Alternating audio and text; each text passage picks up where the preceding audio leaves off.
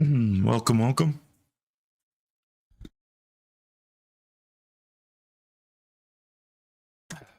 Okay. I'm going to wait for just a couple minutes to get started. This is the new two-headed character that I've been kind of talking about for a little while. By the way, my throat is a little scratchy, so I'll probably sound different. Hopefully, hopefully it doesn't bother anybody too much. But I will be out of town the most of the rest of the week, so don't have any other chance to hop on YouTube. So,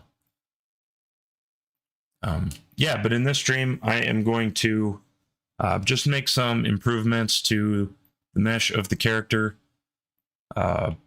Mostly the head on this side over here has a little bit of too much bumpiness on certain parts that I'm gonna work on, and then I'm gonna add some materials to the clothing, so that looks more realistic. And then I'll start to clean up some areas where the hair is in the wrong spots. So there's a lot of it that basically goes into their mouths and their noses and stuff like that. So I'll clean that up. Let me turn the rig off here. We don't need it for the time being. Yeah, so basically just working on cleaning up the character, getting stuff optimized so that it will be ready to animate with. So I'll switch over here to material preview. Turn off the world. You can kind of see what the paint looks like. So the idea is basically that the characters are split. The heads sort of go with certain parts of the body, and that's why all the colors are twisted up. But these two will basically argue with each other all the time. And it should be kind of fun to mess around with having two different heads. Okay, so I'm going to start off by just making some sculpting corrections on this head. I used the head from the female Minotaur character that I have, and I think this thing still just looks a little bit too much like it has cow features to it. So I'm going to try to correct that a little bit. I think the biggest problem is that the eyebrows are too thick, or the eyebrow bones are too exaggerated. So I'm going to bring that in a little bit. And I'm just going to do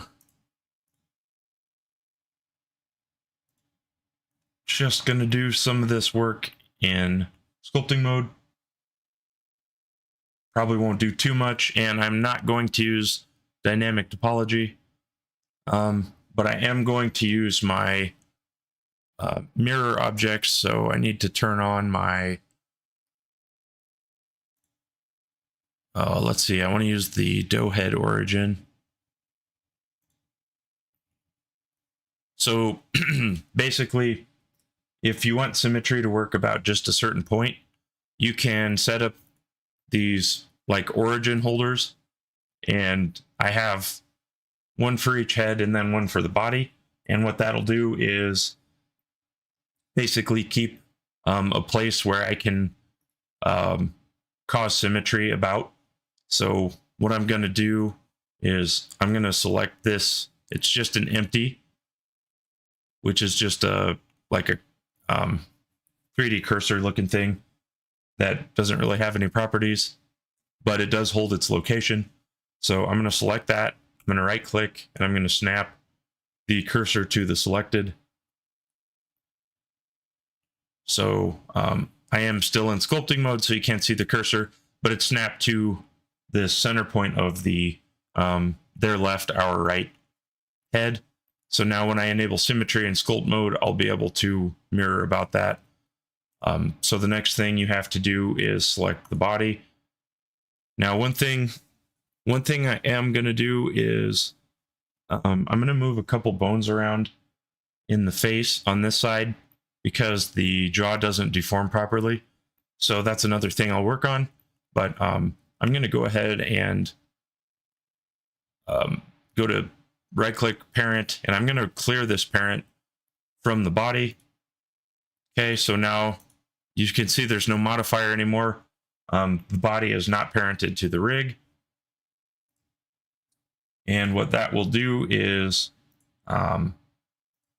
it will prevent any goofy stuff from happening with sculpting and working on the mesh itself. So now one problem you might run into if you already have things rigged and you have some sort of materials applied, you don't want to add new topology because you will end up causing your UVs to be bad and your materials won't be applied anymore. So if you have enough detail, which here's the mesh, there's definitely plenty of detail to sculpt on this. Also, as you might see, I have not retopologized this model, which doesn't really matter. You can get away without retopology. It just makes life so much easier if you do it.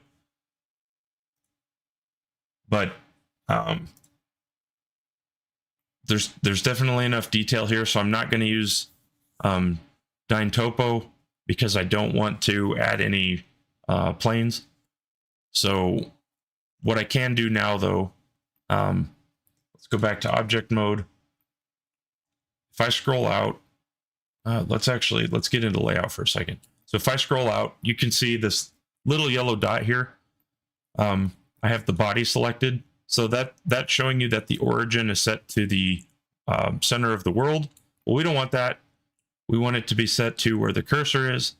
So I'm going to come in here and I'm going to clear out the rotation of the cursor. It shouldn't matter, but I just want it to be aligned to the world. And then it's been snapped to this origin point here.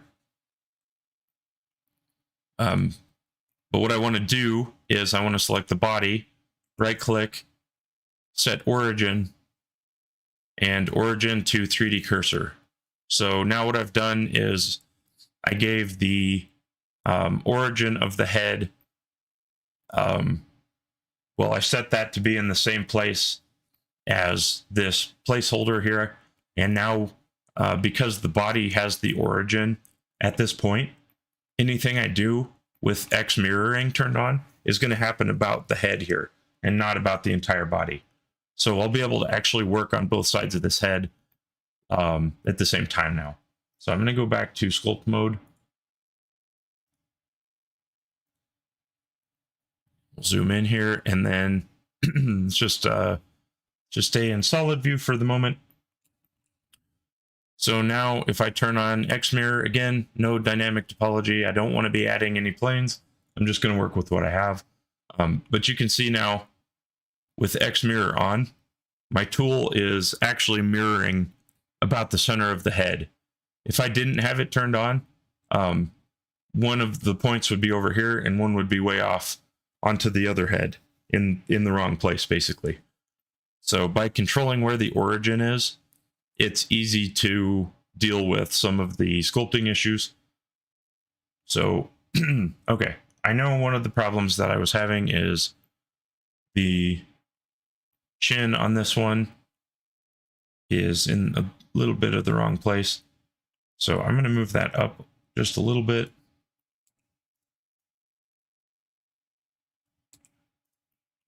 I don't want to do too much, but I'm going to basically try to copy the shape of the other head over there, because that one's a little more correct.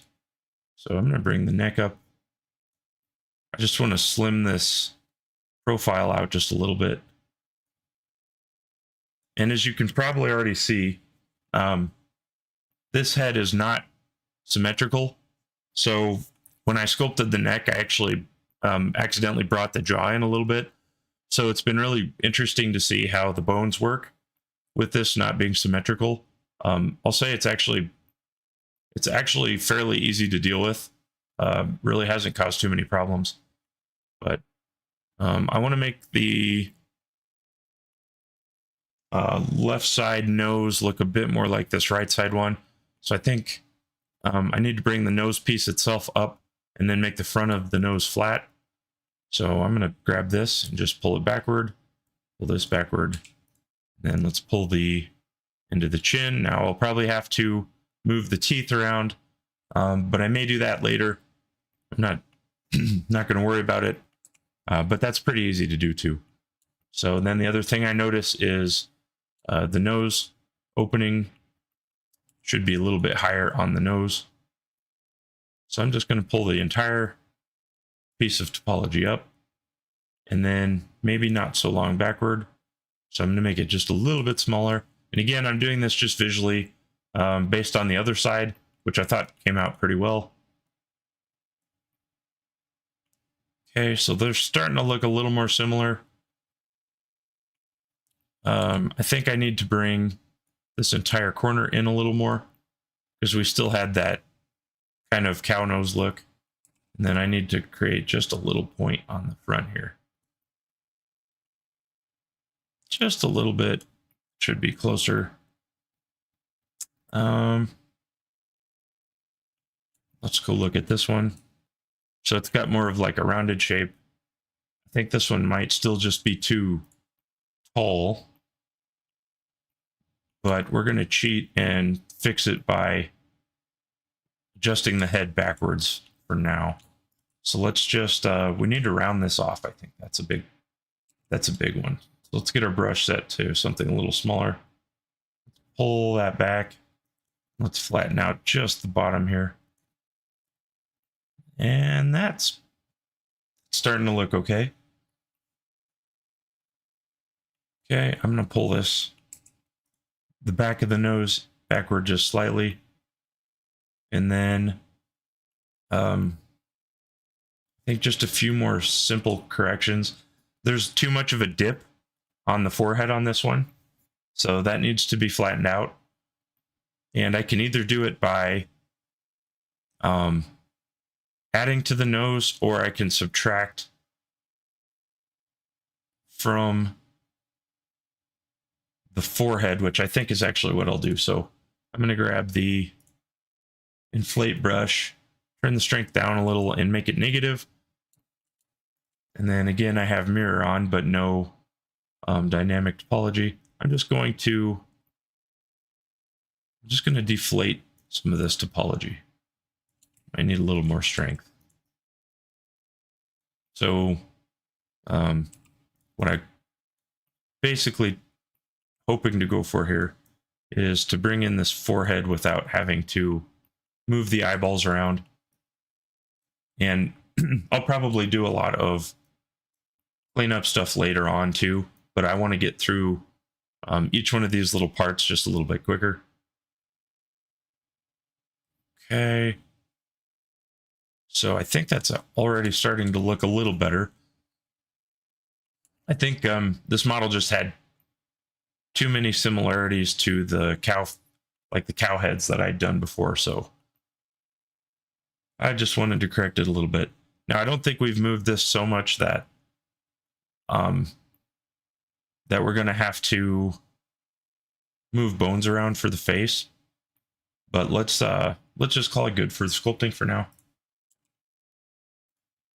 And then I'm going to hit really weak smooth brush on just a couple of these spots where there's some shading artifacts, because normally that's caused just by meshes being too close together or having normals flipped or something like that. So let's leave sculpt mode, and then I'll go to start to check it out. See, I think that's already a little bit better. I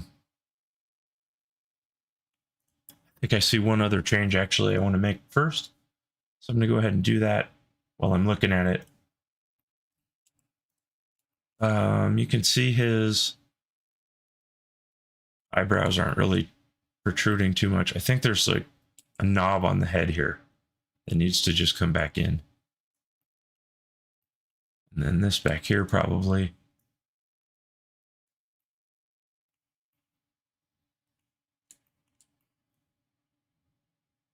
That's probably a little bit closer. And then let's just take our smooth brush and let's just bring this all into a nice flat kind of shape. It's nice and rounded off. I think that'll work. That'll work a lot better. The eyes are probably in the right place. I don't want to have to move them, but if I need to, I will later. So, all right. Now let's see what that looks like. So, as you can see, where I sculpted on this head, it didn't move any materials around. Or, well, it didn't break the mesh. So, the materials moved around just based on where they were before, because I didn't add topology. So it's easy to deal with if you're not adding new topology. One other thing I am going to do real quick, I am going to set these teeth back in the right place. And we'll just go ahead and correct the rig. Those probably need to be out more. Okay, now I need to clear the parent of the teeth because they were parented to the rig. And I'll want to move that around. So now let's go look at our rig and see that everything lines up still. Okay, now I got to go back to layout mode to see the rig. Okay, so I haven't moved the bones around. I've just moved the topology basically. So when I redo my my weight painting by automatic weights, it should do everything on the body fine, but the eyeballs and teeth are separate, so I shouldn't even have to worry about those at all. And stuff like the clothing should hopefully still be parented. Yeah, see, so the clothing is still parented to the rig, so we should be fine there. Yeah, let's go ahead and bind these teeth real fast. So I'm just going to select the teeth, shift select the rig, and then go to pose mode and just select the tooth bone. And as you can see, it's not even set in the right place, but that's fine. That shouldn't cause too many issues. So let's just try it, and I'll just hit Control P for parent and go to bone. So then when I click off, let's just move the jaw. You can see that the teeth follow the teeth bone and the jaw itself. So now I do have to do some rigging fixes in the jaw area on this side. I'm not going to today, I don't think, but we should be able to get by with using it however it works. So let's go back to pose mode, and I could show you. So even though we disconnected the mesh, that has nothing to do with the eyeballs. So I'm going to go ahead and rotate the head rig. And what I'm showing you here is that the teeth, which are right here, and the eyeballs have followed the rig properly. So I'm not going to have to go reattach everything, which is great. So let's just get out of this. All I have to do is re-weight paint the body. So I'm just going to select the body, shift select the rig, parent with automatic weights. And that'll take, a little bit.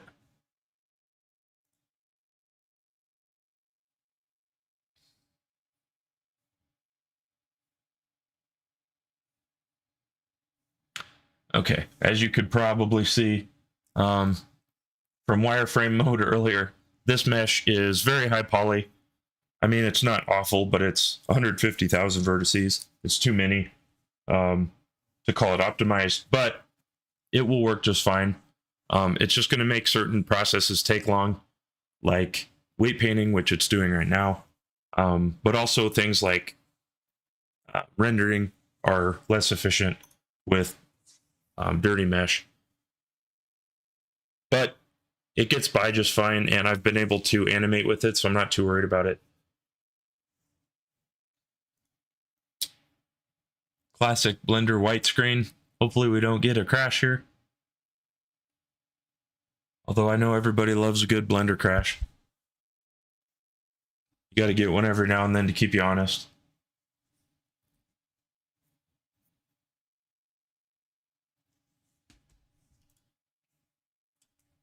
Come on now.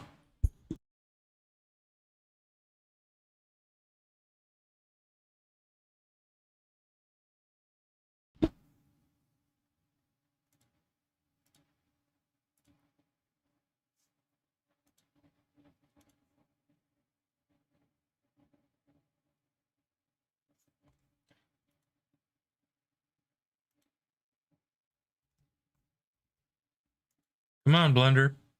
There we go. Now it worked. So we should be good to go.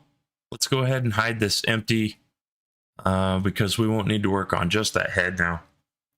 And if I go to pose mode, we should have absolutely no problem moving our mesh around. So you can see I can move heads independent of each other. Doesn't cause any problems. I can move the ears. I need to fix a little bit of weight paint on the antlers on this side because obviously the ear bone shouldn't move the antlers, but that's super easy. Each one of the heads has its own neck control, so I can move them independently just a little bit. And then basically the rest of the body is just a human meta rig.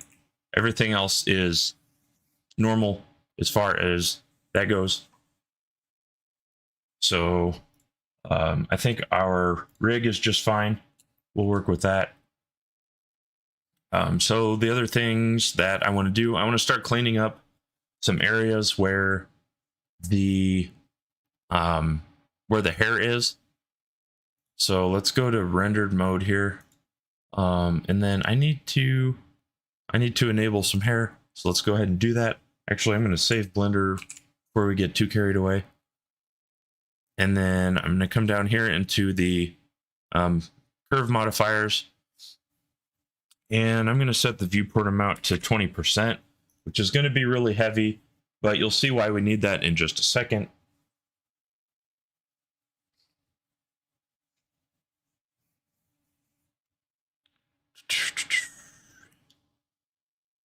All right. Surface to form.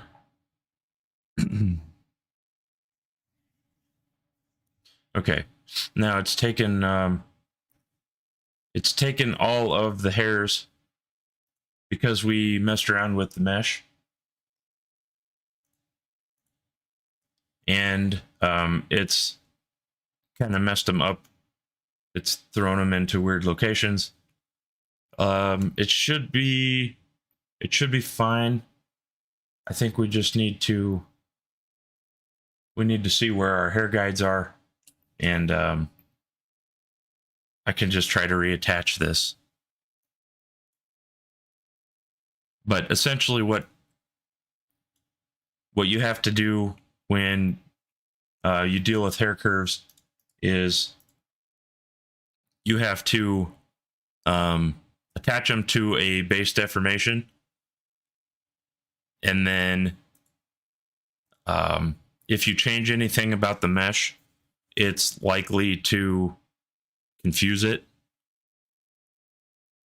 So let's get into our curves here.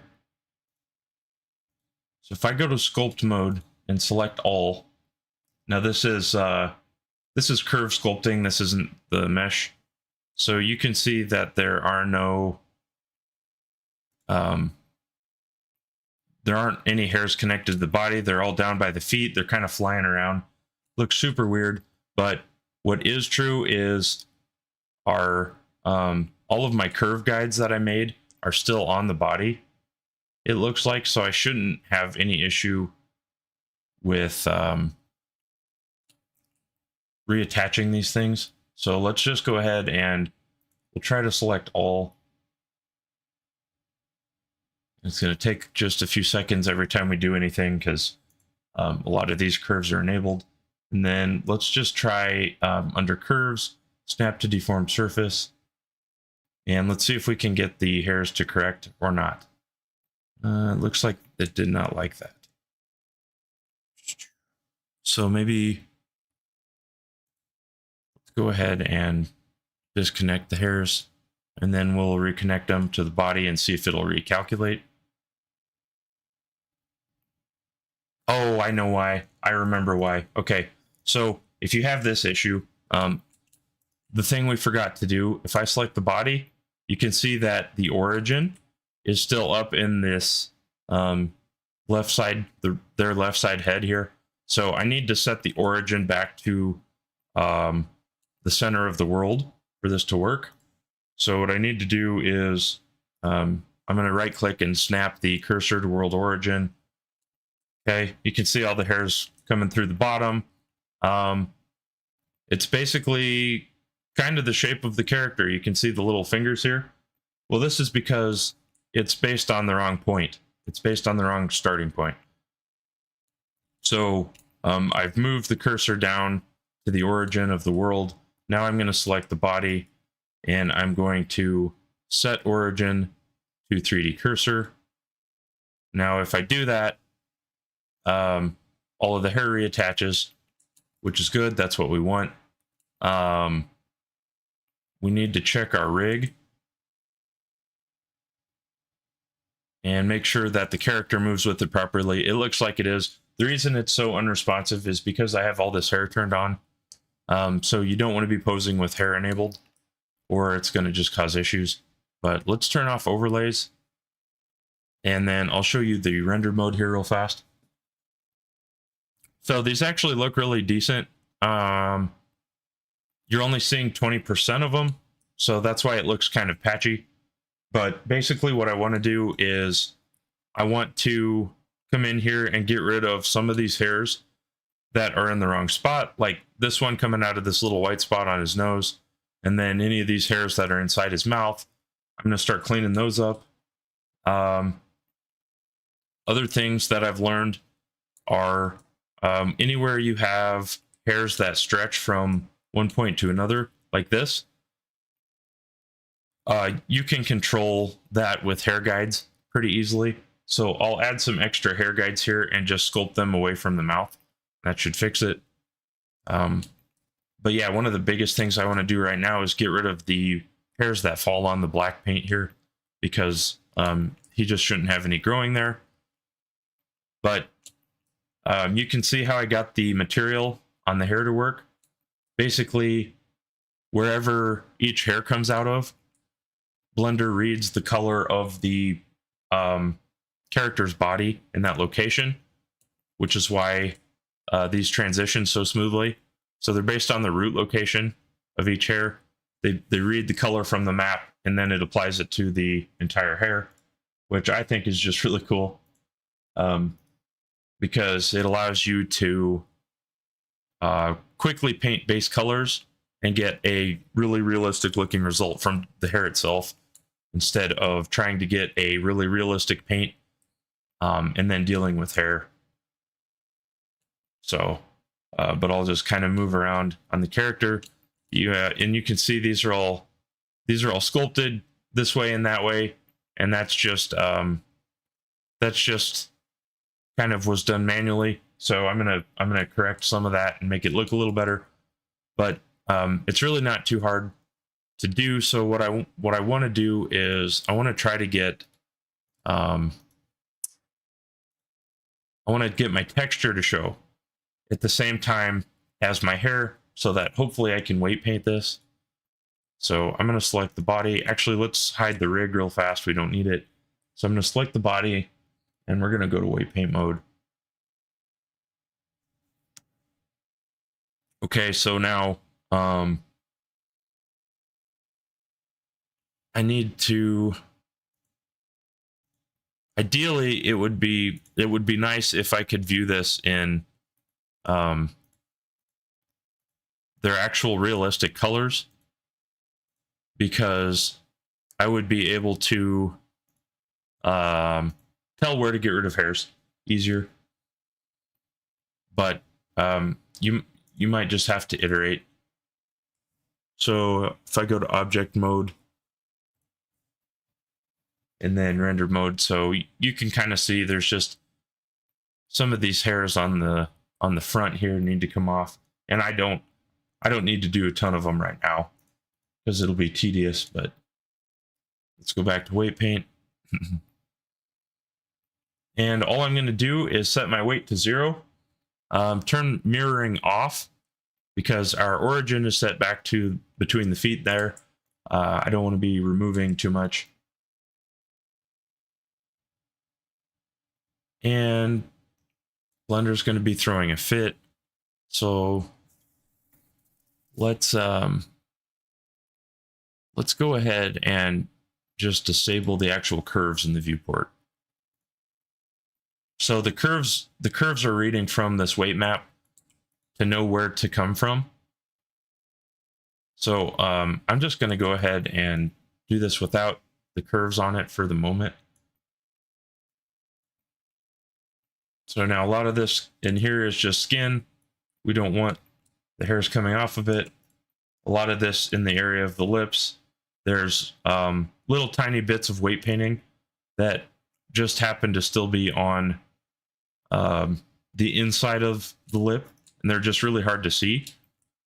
So I'm going to just hit this again and make sure that there's not any light weight paints that are causing hairs to come out of the mouth, because it's really hard to see on here. But sometimes you just have to keep playing with it, try to get rid of them. So in my experience with newer versions of Blender and hair curves, it's not quite as easy to come in and remove individual hairs. You used to be able to just manually trim the hairs so that you you didn't have to deal with the weight paint like this. But when we turn the hairs back on, we'll see if this did what we needed. I want to be a little bit overboard with taking this weight off because in the areas near the black parts of the skin, I don't really need it to have hair, even where it's close. So I'm not too worried about like getting rid of too much per se. I just don't want hairs coming out of the skin where they shouldn't be.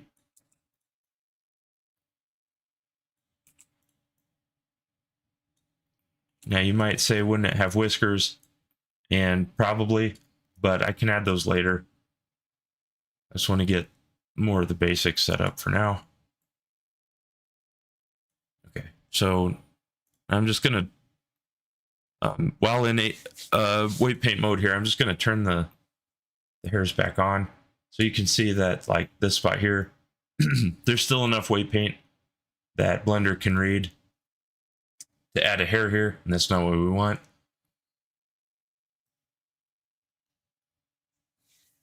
So I'll just remove a couple on the very edge here. I think that's actually going to be somewhat close. What I've noticed is if you have hairs that are kind of on their own, like these few here, they're going to really stick out. So it's better just to get rid of outliers. Even if they're kind of in the right spot, it's good to just get rid of certain ones. So I'm going to go ahead and just pull this across, try to delete these 2 or 3. Okay.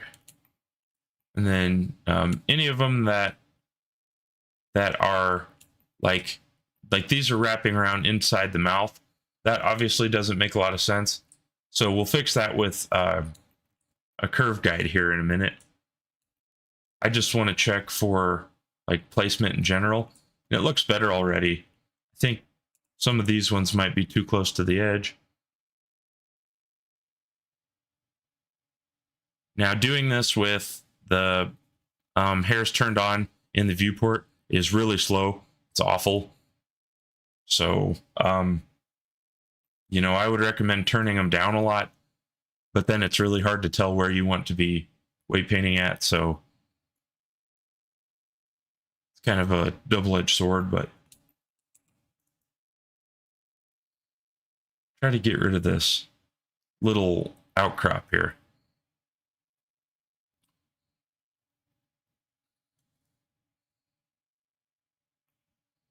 We must have some really weird topology here. I'm going to turn on X-ray. Yeah, see, our faces are significantly stretched here, so you have to weight paint back pretty far in order to get rid of the weight paint there. I guess I could do it by vertex instead of face, but this should work fine. There we go. Let this finish up, and then we'll call it good. So that looks okay. Now let's go see what it looks like in object mode with the proper textures on it. Okay, let's go to render preview. So I don't mind having white ones sticking off, but I just don't want like these black colored ones here. Don't make a lot of sense. So I'll do this same process later and clean up some of these areas where it's a lot of a problem. Here's a good example where all these hairs are sticking through the chin. I'm going to go to sculpt mode for the hairs and see there's no hair guides that are really close to the chin itself. Actually, this one's kind of sticking like through the nose. So I'm going to get rid of this one. And that's just this delete button here. And then I'm going to add just a couple down here on his chin. And it looks like it added it going the wrong direction. Yep, it did. So I need to get it to spit one out this direction.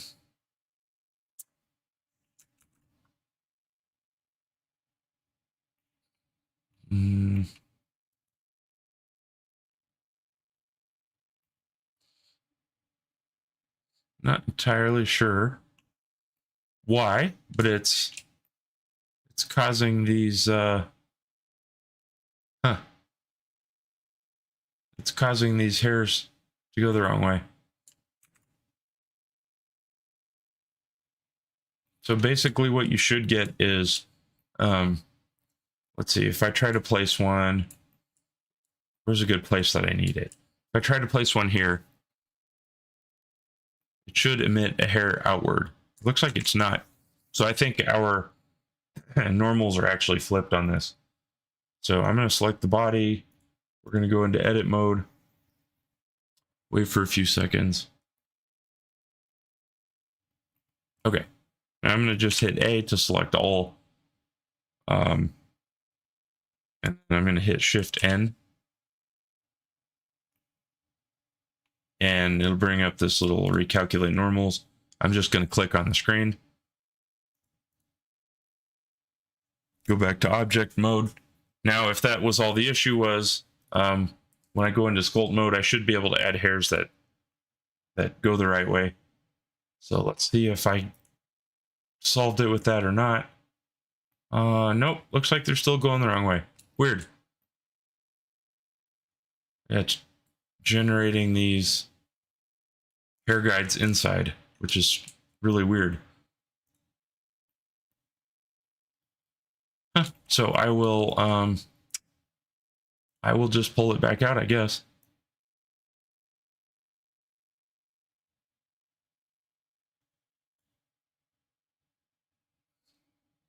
Okay, I need to turn my viewport amount down. Let's try 0.05. That should help our performance a bit. And then I'm just trying to grab this one little hair guide here. Okay.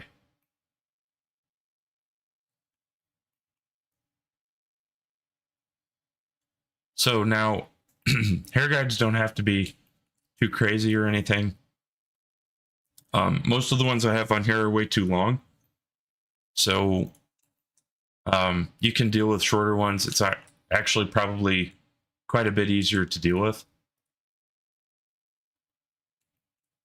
But I'm gonna add a couple down here on the bottom of the chin, and then I'll just sculpt them down. For some reason they're emitting the wrong direction, but that's okay. So I'll just pull them down so that the hairs don't go up and through the body, they come down.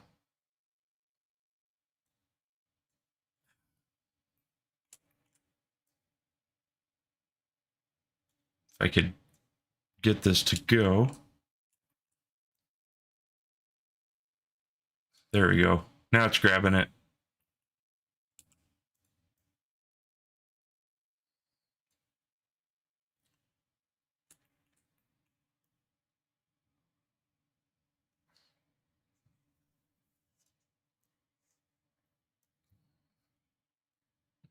I just need to get this thing pulled out of the model enough so that I can move it around.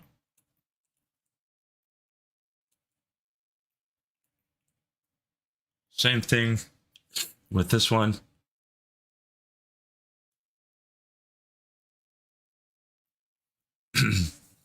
So now, I think they added this in Blender 3.3, but I would have to check to be sure. But with the new hair curve system, you don't have to change every single hair by sculpting or by grooming it.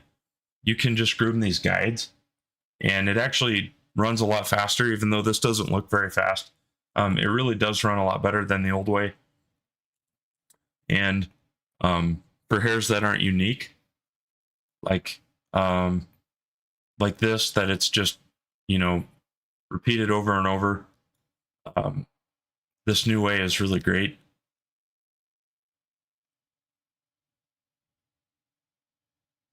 Come on. We got to get this one pulled out through the bottom of the head.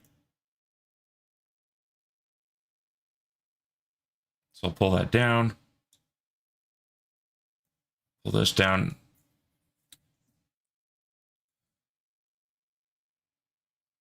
All right. And again, I'm not sure why these are emitting in the wrong direction. But it's got to be something to do with normals or where the origin was set when this was evaluated. So I'm not sure why it's doing that, but you can see that the hair is basically going to follow the shape of the hair guide. So the more I pull this down, the more the hairs kind of stand up and try to face that way. The reason they're not actually pointing down is because the shrink wrap modifier is telling the hair to stick to the body instead of stick off of the body. Okay, so that one looks fine. Our view is upside down here. So let's do that. There we go. And I'll just smooth this one out too. But we'll pull it downward. And if this still has hairs going up through the mouth, we can add more guides later. For now, we're not going to worry about it. So let's go back to object mode and see how that looks. Okay, so now you can already see there aren't as many hairs in this area, like sticking up through the gums and into the mouth. So that's good, because that was strange looking.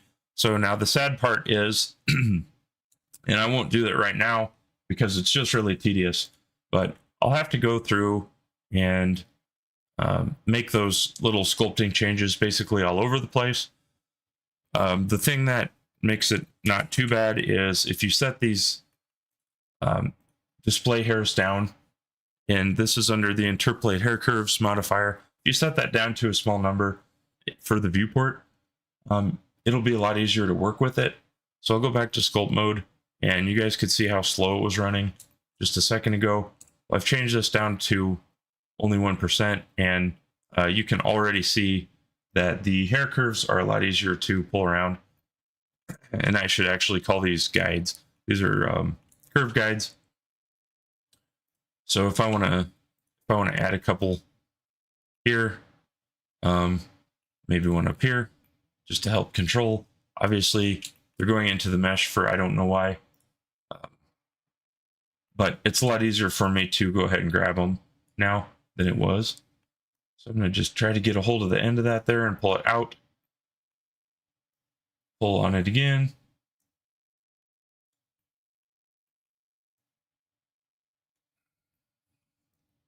Got to be able to grab it. There we go.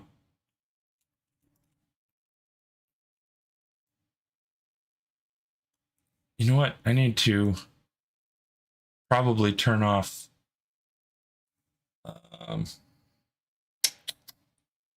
where is my fall off settings?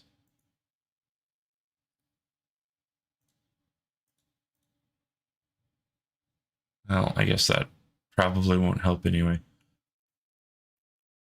I just want to get these curve guides to come out of the mesh. There we go. So you can just kind of grab them and drag them. This should let me just grab them easily in X-ray mode, but it isn't. So I'm going to grab this one.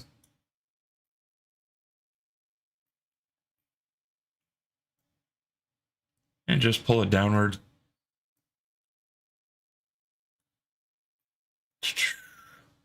Hey man, what's going on? Poor Man Media's here. What's up, what's up? How's the blendering going?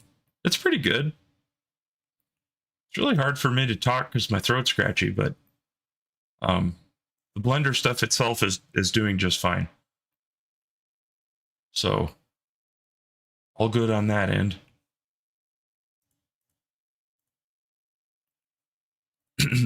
Well, since you're here, I'll show you what I got. So this is 1% of hairs turned on. Let's go to 1%.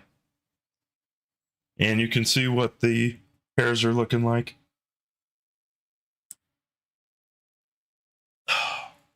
You sound a little hoarse. I am a little hoarse. There we go. So here is what the hair system's looking like. I have a lot of cleanup to do on this. So like all of these hairs in the black paint here will need to go away. There's a bunch of them. I know, like here I see them. They're sticking through the nose and going in, through the nose and into the hole of his nose. So I'll have to fix that. And that's going to take like a few hours. But yeah, I think the fur actually is looking pretty good. I figured out how to control it by the paint on the body. So like here in the white, you can see that wherever the hair curve is attached to the body, it reads the base color of the model and then makes the hair that color.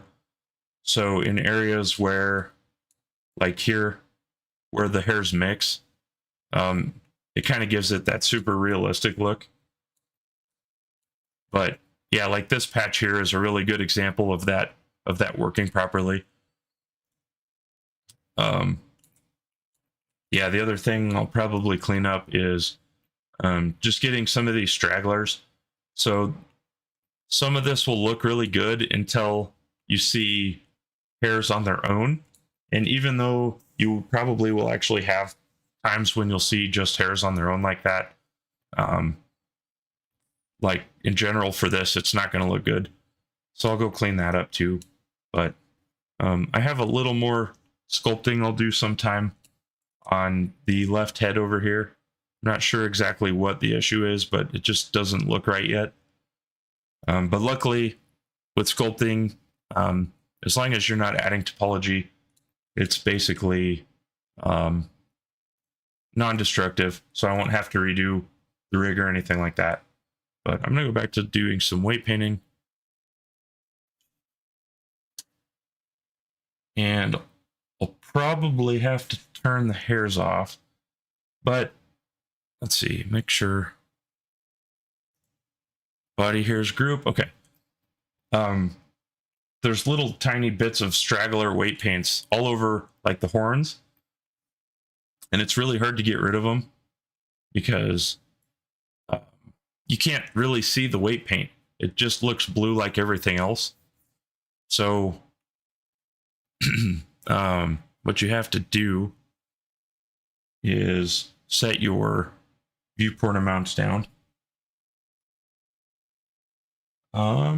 Noir got blues. Hey man, what's up? How are you? Hey, I'm good. How are you? Glad you're here. I am just working on some really slow cleanup stuff right now, but it's got to be done.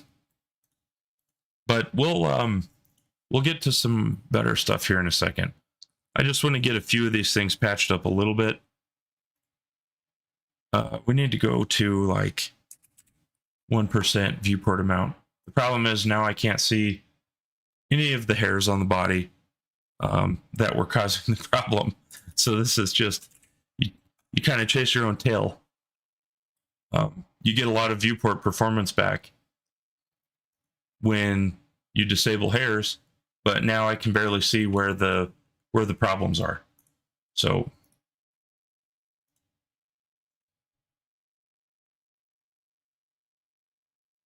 nice, yes sir. Work.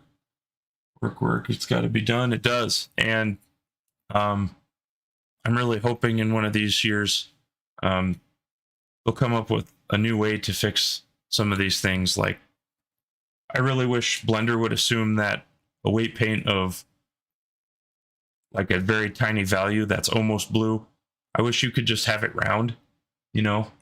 I don't know if there's a tool for that, but being able to tell it that everything that's close to 0 should just become 0 would be really nice. But, you know, if all else fails, you can always set your X-ray mode on and just hit everything like this. I'll just kind of sculpt over all over. But yeah, just because of the display and how it works in Blender, you can't really see the super lightweight paints. But in areas like this, obviously, like you're not going to have hair on the horns. It just doesn't make any sense to have that. So I'll just try to get rid of some of them.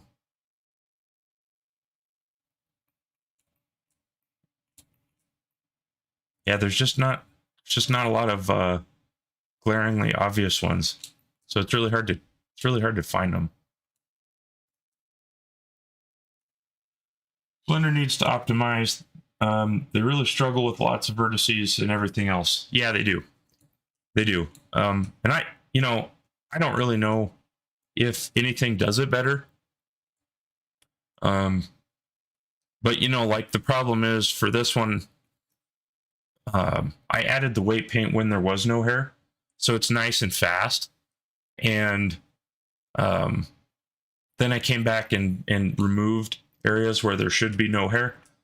And so now it's just not going to be fast because it has to recalculate so much. Can you... Oh, NJSWK, hello. Can you make a video playlist for like Blender tutorials, like from the start? Maybe in the future. Do you mean for characters or just how to learn Blender in general? Because I can definitely do either. I think I'm probably better at teaching about characters specifically, more so than doing like general Blender guru type tutorials. But I can also do that sort of thing too. Maybe I'll just do both.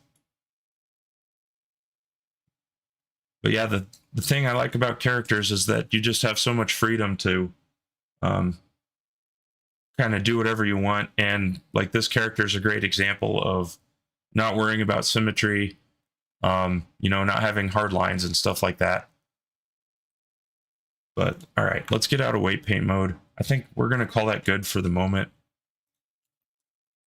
I think we got a few of the hairs taken off of the antlers. I know there's going to be a couple more when I turn this. So I'll go to curves and I'll turn this back up to 1 for viewport amount. It'll load for just a second. Yep, got to get the classic widescreen here. And now after all of this weight painting on random spots, we still have hairs coming out because you can't see them in weight paint mode. So as you can see, it's somewhat frustrating of a process, but yeah, NJ SWK says tutorials for just how to learn Blender in general, like what tools are what. And yeah, if I could do both, then you would be invested. Yeah. So yeah, I can do both. I actually have kind of a silly idea to do how to learn Blender by modeling a cube. I think I can sit there and think of 15 tools to show people just by recreating a cube from scratch. So stuff like that, I can definitely add more. It's really hard to gauge interest. So I'm glad you said that. And we're got Blue says, yes, characters, skin painting, and brushes, pores, lips, etc. Yeah, I definitely haven't learned how to do human models very well yet. I've started a little, but not it's not my focus. And the easiest explanation for that is that it's harder.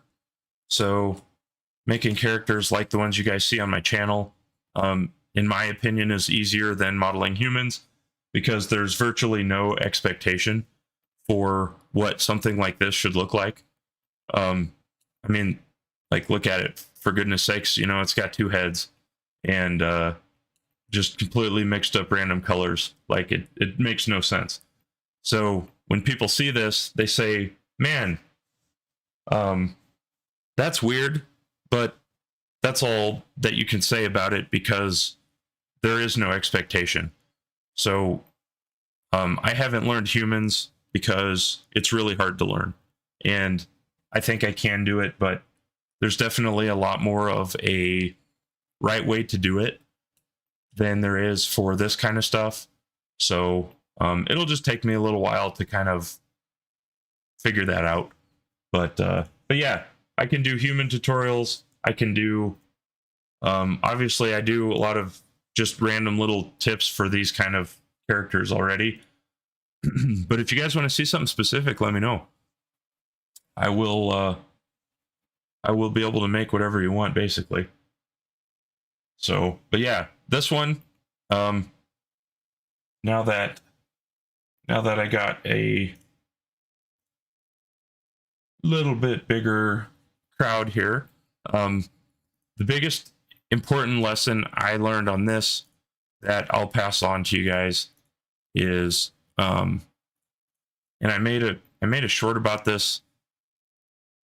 Like, you don't need to go like watch the short or something, but I need to turn on these origin points or these guides. Where did they go? Head origin. Okay, so I need to clear parent. Actually, no, I need to do white screen. Come on, Blender. Okay. One thing I figured out was using empties like these ones that you can see on the screen to control symmetry. So when you have stuff that is hard to deal with, like this, if you try to paint symmetry on this ear, if your origin is set to the center of the body like it normally would be, you're going to end up sculpting like on this guy's face, because that's across in the X from this ear. So in order to control symmetry, you can set these empties at certain points and use them for basically a snapping point later. So if I wanted to sculpt in X mirror on this head, I would set the origin of the body to this empty here. And then when I go into sculpting mode, all of the tools would be symmetrical in X just on this side. So that's one of the most useful things that I figured out in this. There's also some Rigify stuff. So if you guys have ever tried to deal with Rigify, I kind of dove really deep on trying to figure out a lot of the errors that you get. So let me turn on the rig, and let's turn on the meta rig first. So here's the meta rig. Need to make it selectable. And I'm actually going to disable the hair now because that's going to just cause us problems. There we go. So this is the meta rig. How do you put the empty right in the middle of the head? Oh, that's a good question. So let's hide our meta rig real quick, and then let's turn on this empty here. So there would be a few ways to do it. When I did it for this character, I had already messed up the symmetry. Let me put on my box select here. If I grab the corner point of the jaw here and drag it across, you can kind of see that it doesn't line up. So the jaw on our right side is not in the same place as on the left side. So mine was already broken a little, so I didn't worry about it as much as I could have. So mine is just visual. So what I do is I zoom in here really close, and then I'll make the mesh, I'll toggle into X-ray mode, and then I'll grab my empty and just move it back and forth into what I think is centered. So it's just visual on this side. But the other thing that you could do, and I'll show you that, if you want it to be exact, a better way to do it would be to go into edit mode. And let's turn on X-ray here. I'll do the select lasso. And let's just go ahead and let's select all of this. And then I'm going to hit Shift D to duplicate, and then right click so it stays in place. Go back to object mode. And now what we've done, if I can select it here.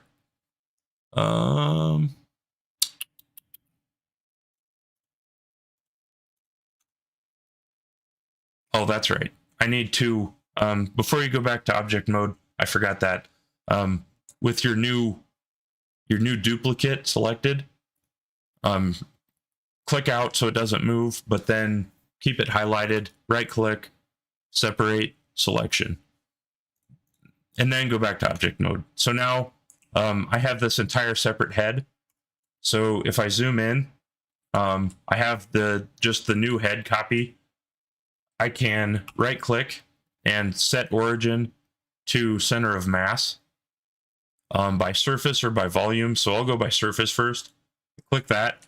And obviously, if you look at this, there's some neck that got selected. So that's going to throw the weight off to the right here a little bit. But you could clean up your selection a little more in edit mode and just select the head. And then this is our new origin here. So you can see that it did pretty good for me not selecting the neck very well. But if I actually followed the jawline here, it would do a lot better because it just takes like a weighted average. So we can try, let's go by volume and the look from the front. That even looks actually a lot closer. Blender needs an add-on for this. Yeah, I would really like to see some features that help figure out some goofy stuff easier. But honestly, like so few people use it, they probably don't have the time to sit there and like, oh, how do we make something that has two non-symmetrical heads?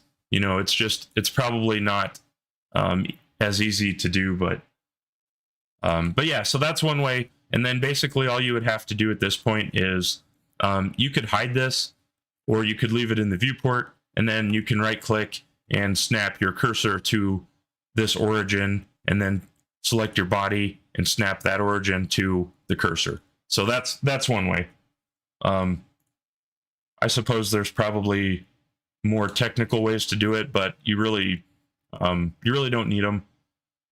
So I'm going to get rid of this copy since I shouldn't need it. But yeah, so we cleaned up a little bit of hair. I think one thing I am going to do, I'm going to add a little hair tuft on the tail real fast, because if you guys want to see how to add fur, I've kind of hit on that topic a lot, but I'll just add a group really fast so we can see the whole process.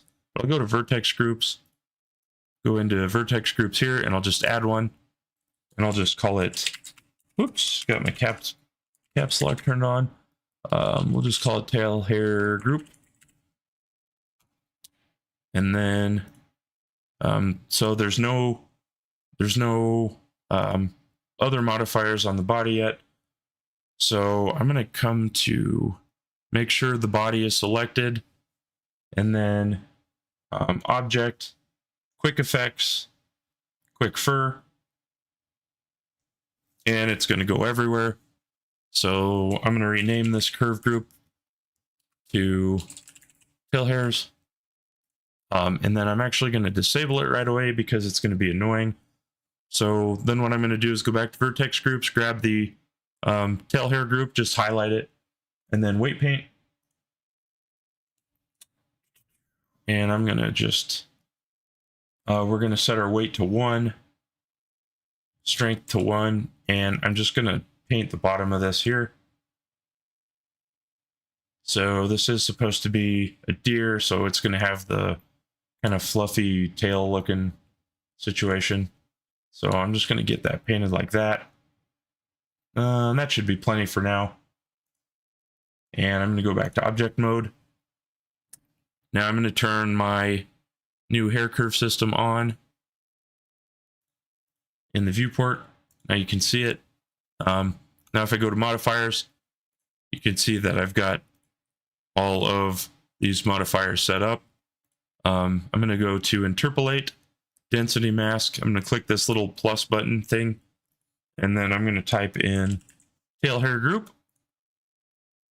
Boom. And now the hairs will only go where that new weight paint is. So now I don't have to deal with millions and millions of hairs.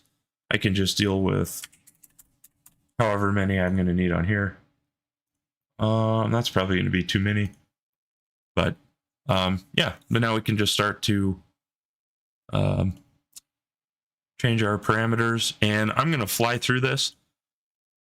I did just put out a video about how to add body hairs, so I don't think I'm going to make everybody watch it again, but I'm going to pull open the geometry nodes assets for the hair.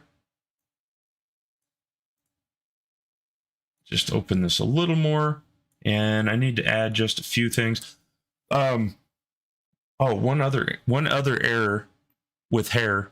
If you're ever using hair curves and you notice that, so say I move this body and some of the hairs stick out, almost like they're glued to some place off of the body, it's because your UVs overlap. So somebody hearing this might understand what I mean. If your UVs, like here's this mesh, it's very, it's not optimized. There's not really any good flow to it. It actually works okay because I went back through and cleaned it up by sculpting. But if you have areas that are non-manifold or that overlap in your mesh, the hairs won't know how to emit from the surface, and they'll basically be upside down, so that when you pose the character, the root stays put where it was, and the head stretches toward the body. So if you have weird hair stretching issues when you deform your character, it's probably because your UV map is not good. So just another quick tip I thought of. I'll probably make some sort of video eventually for when people search that. But anyway, just a little side note. That's one thing I had to get off my chest. But anyway, back to the hair. So I'm going to throw a trim hair curve. So I'm just going to drag this onto the hair. Boom. It'll pop in there. I'm going to bring this all the way up into third place here. And I'm going to set scale uniform. And we're going to make the length 0.05. Let's see what that looks like. That's maybe a little long. Let's go. Actually, let's do this. Let's go 0.07. And then we'll set the random offset to 0.03. And that should give it just a few that are sticking out. Okay. I'm not going to use the frizz hair curve, so I'm going to get rid of that. I'm going to leave the noise in because that gives them just a little bit of additional shape. It's got some sort of weird curviness to it, so I'm actually going to turn the hair factor down, or the noise factor down to like 0.25. So they just kind of stick out more. That should work a little better. Okay, and then I'm going to go into sculpt mode. We're going to go to the select tool. I'm going to go to select all, and then curves, snap to deform surface. I still am not entirely sure if you have to do this or not. But I want to say if I go grab the rig, move this around now. Yeah, the hairs are following the body, which is what you want. But anyway, so let's turn off the rig. Yeah. So now I'll probably play around with this hair a little bit later. I don't want to spend too much time going over hair again, but this basically, I'm just going to add a new material, and we'll just call it white fur. We'll keep it simple. So I'll go into shade mode. We're going to make this a principled hair, and we'll go melanin. Let's do it the fun way. So you're going to have nearly no melanin, just a little if you want it to look off-white. Redness doesn't really matter since we're so close to white. Roughness, we'll probably put that up.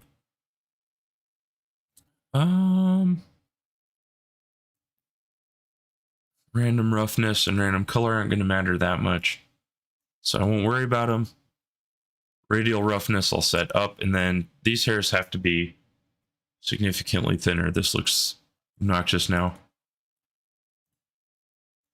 So let's add a 0 and a 5, make them that much thinner. Okay.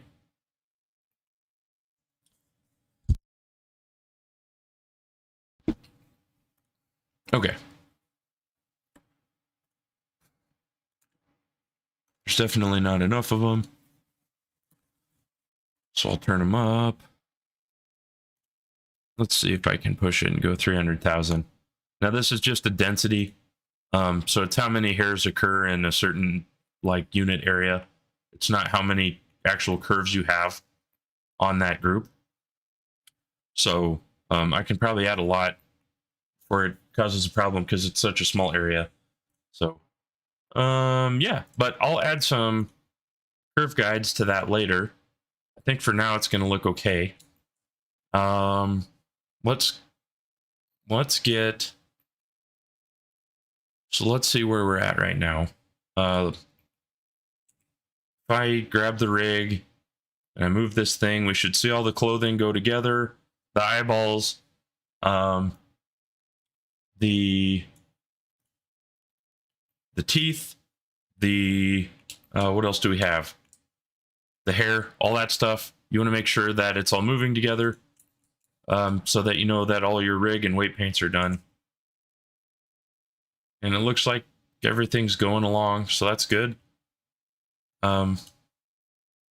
Now, anytime you have, I'm going to rename these body hairs. Anytime you have tons and tons of hairs, if you're going to animate, you want to disable them in the viewport. So I'm going to do that right now, because now if I go to pose mode, it's very easy, very responsive for posing. So that shouldn't be any issue. Even if you got too many necks and heads, still works just fine. So, yeah. Yeah, viewport performance is awful with hair turned on, but you really don't need it turned on anyway. Okay, I'll save that one more time. So the only other major point I wanted to hit on for sure on this stream was to get some realistic clothing on the character, or at least the materials on these cheapo clothes I made. So if I turn back on all of the hair, the weight or the actual paint on the mesh is very simple. It's really not anything special. They're just flat colors, but the hairs make this look much more realistic and more interesting than just a flat color. So I think the next thing I should do is just add some sort of a natural looking material to these clothing items, because they just look kind of out of place. Let's try to shade these smooth. I don't think it'll help though, they're just too simple. Here's the topology on them. So they're just really blocky, general shapes, just to have something to use. So I'll probably get a simple like leather material in Substance Painter. But I think I'll just go ahead and do that right now. So that should be just a couple minutes, because I'll just use a procedural texture. Won't even have to do much. So if you're going to go to Substance Painter, it's best to save it. And so we'll select the shirt object here, and I'll go to UV editing, select all. We don't need this, we need UV editor.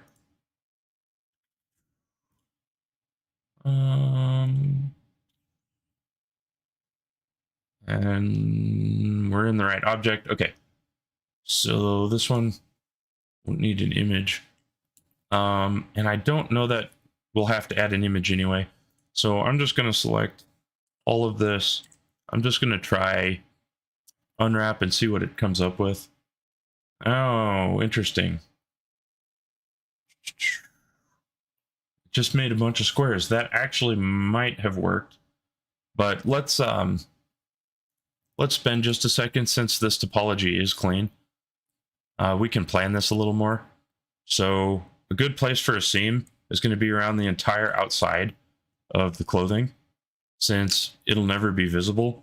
So I'm going to attempt, let's go to X-ray mode so you can see this.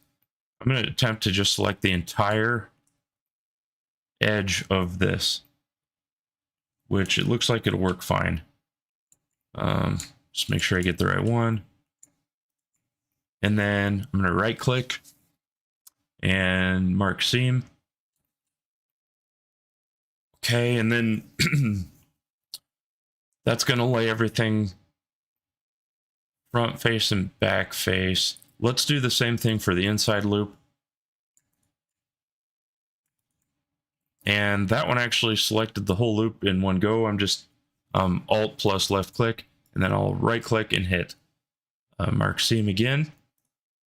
So now this is going to separate the top and edges of this object from all of the faces on the back, so the materials will make more sense.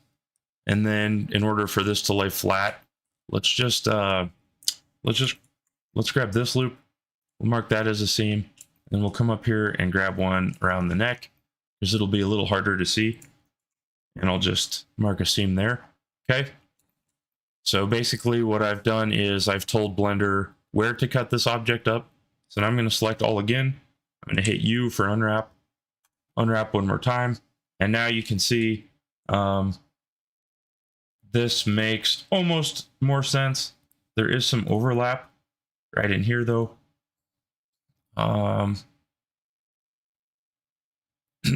Let's figure out where that is. So we don't want to deal with that. It's got to be in one of these corners. Yes, okay.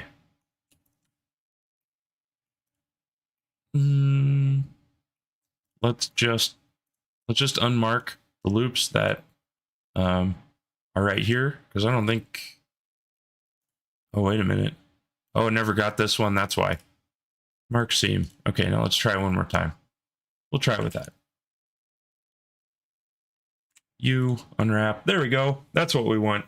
So now if I put a really simple like leather or cloth texture on this material, it's not going to have any problem mapping it and making it relatively smooth. So if I want to, I can come in here and move some of these jagged points around just so that we don't have texture stretching, but honestly, this will work just fine. So once I've done that, and go back to object mode, take off X-ray. Okay, so this thing now, it needs to have its own material, which I think it does not. So I'm going to add, a copy here, and we'll just call it. We'll just call it broadcloth for now, so it fits the object name. When you export to Substance, it's best to have a material and UV unwrapping done.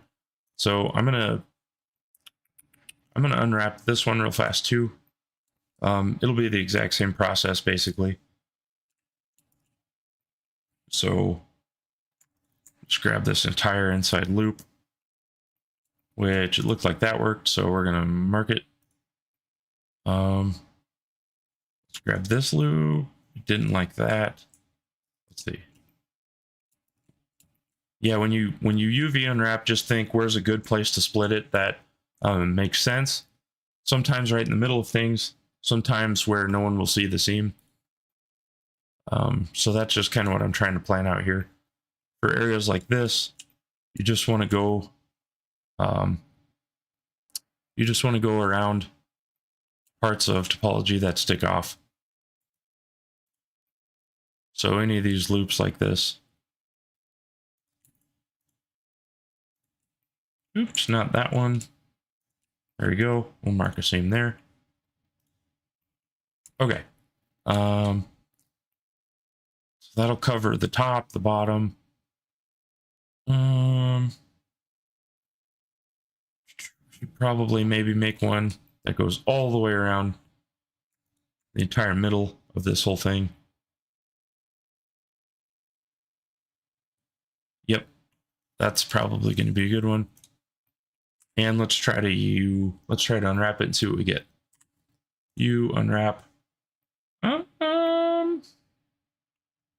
There's a little bit of stretching where where the topology gets really close together, but that honestly is in a spot that probably isn't going to matter anyway. because I think that's bunched up right here at the, like under the, basically where the tail is. So that is not going to matter. But yeah, let's just go with that. That should work fine. So I'm going to go back to layout. This one has a material called pant cloth. So when you export to Substance, have a material, have it unwrapped, and then it'll be really easy. So the goal from here on in the stream, by the way, is to get this to a point where I can render it, and the clothing and the hair and everything is good enough that it looks like it's done, basically. So I'm going to save this. We are going to turn off the hair one more time because we don't need it on. And having all that processing for no reason is going to cause potential lagging. So let's do the top one first. I'm just going to export this as an FBX. And this is just in the source file. I'm going to go to selected objects, mesh. Don't really need any of this other stuff because it won't apply anyway. This one we're going to call bra to Substance.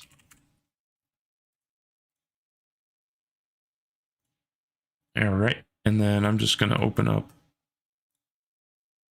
Substance Painter here, and we'll slap on some leather or something.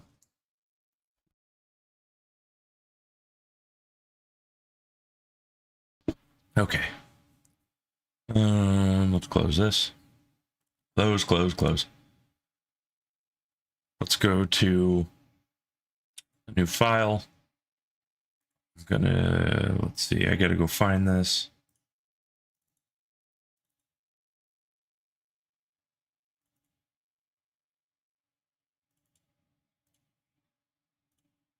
Okay. 2048 resolution's probably plenty. Auto unwrap turned on. I think that's all we need. Let's hit go. And here you can see we've got our little bra shirt thingy into Substance. So it's super easy now. The UVs are aligned in a way that's nice. So this is going to be really easy to apply materials on without looking weird. So I'm just going to come right in here. Let's get a better studio light. Let's maybe do this one. There we go. And I'll pull this back over. I'm going to delete this layer 1 and let's just type in leather and see what we get. And for this kind of thing, we can make it more interesting if we wanted.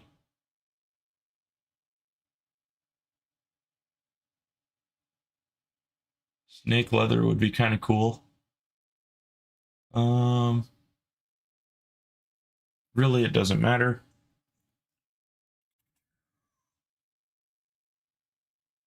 Let's see what snake leather looks like. I'm curious to see how it'll map it. It's definitely not following the topology in the same way that I'd expect it to. So let's do that, and let's just scale this up a little. And then we can just rotate.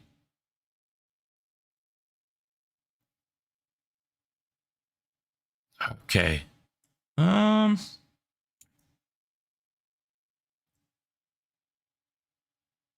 that's kind of cool.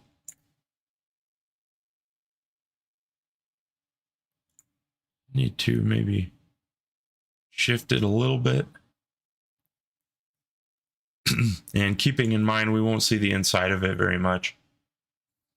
And then if I wanted to, right here, where we had a seam would be a good place to paint on a stitch, but I don't think we're going to need to. So I think this is actually kind of cool. I'm just going to leave this for now. I do have some other snake leather, but I never use all of my snake leather or my alligator leather materials. So kind of fun to switch it up a little bit. What else do I have? Yeah, there's just a bunch.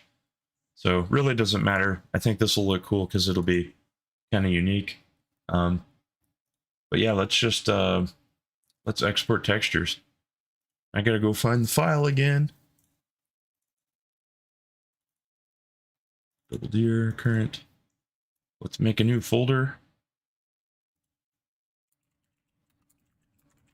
for raw textures. We'll open that. BSDF 8-bit is fine. Export. Boom, and that's it. So I'm going to minimize this, minimize that. Now all we got to do is export the pants. Export as FBX. We'll just call this, oops, pant to substance, selected mesh, export. I'm going to come into substance, new. We'll select the pant. 2048 looks like it'll be plenty based on the other one. Hit OK. Do I want to save? Yeah, sure.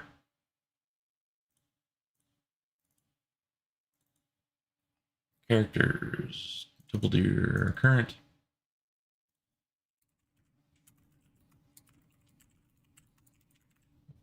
It's asking if I want to save the substance painter file. That's fine. Okay. Yeah, so here's the little loincloth thingy.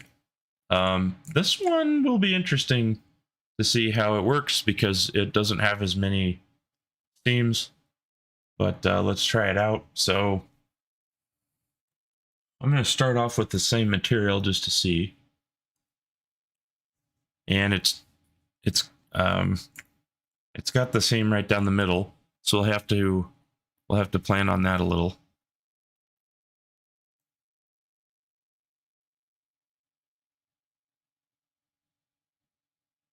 Let's see, but it should be easy. Should be easy enough to align.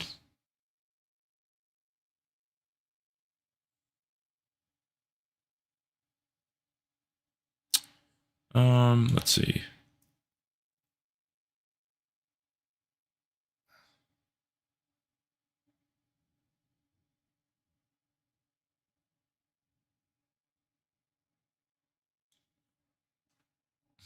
Okay.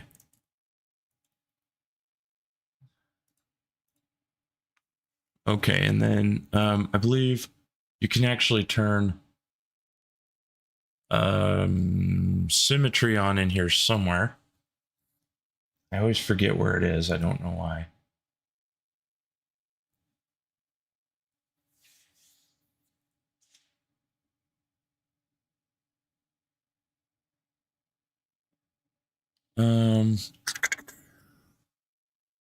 But that's also probably just for painting, I suppose.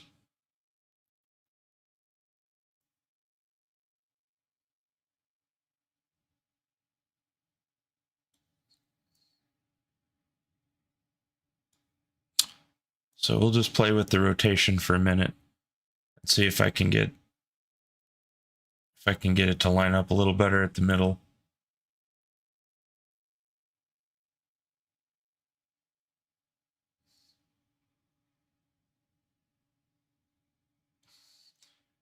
Okay, how about that? That wouldn't be too bad, except for it doesn't make any sense for how would you tie the seams that way? All right. I'm going to try to unwrap this one more time because I don't really like how that worked. So let's try a smart UV project. Give it a little island margin. Yeah, and see that just gives it way too much. Okay. So let's grab this center line. I don't really want that one marked anymore. And let's just clear the seam. And then let's select all and hit U and just unwrap and see what it looks like. So this makes it one entire object, which, okay, so that doesn't make any sense. So let's select this entire bottom loop. And where did that end up?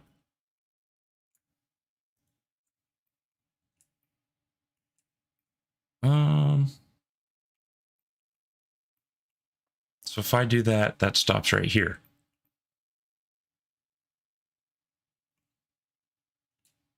And then let's just mark it. Then we'll do this loop here. And then I just need to make sure that I catch the same ones everywhere. But it shouldn't really be that hard because I can also symmetrize these here in just a second. This stuff would all probably be fine. If I go around the entire bottom, this should get the entire bottom of the clothes.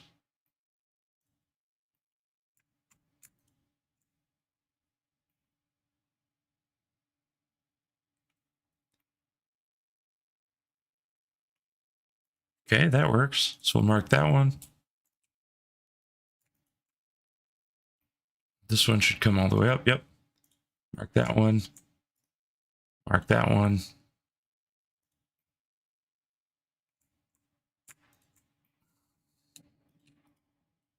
And mark that one. All right, let's try that. Whew, missed.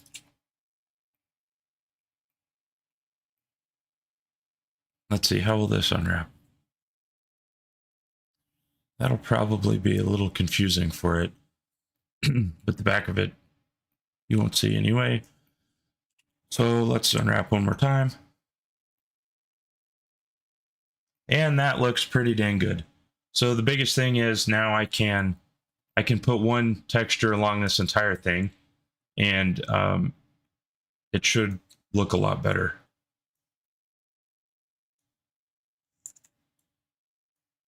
Select this and deselect this. Whoops. These don't need to be so close together, so we'll move them. Let's just turn on.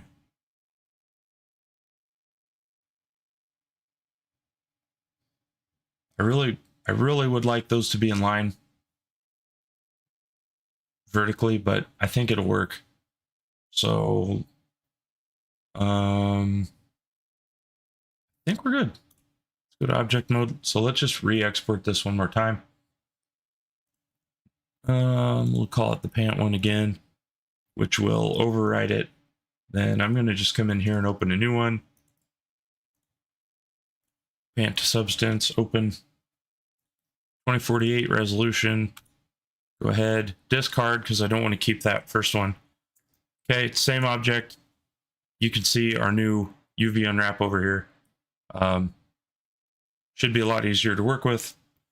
So now if I drag this snake leather on, I can really control what happens in the middle here, which the big surfaces are where you're going to see it.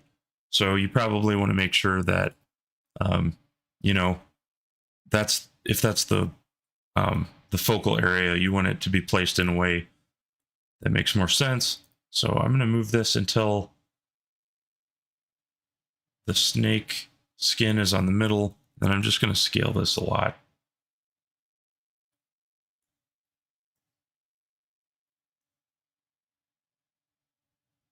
Okay. And then let's try to rotate it and see if there's a better way. Looks like not really.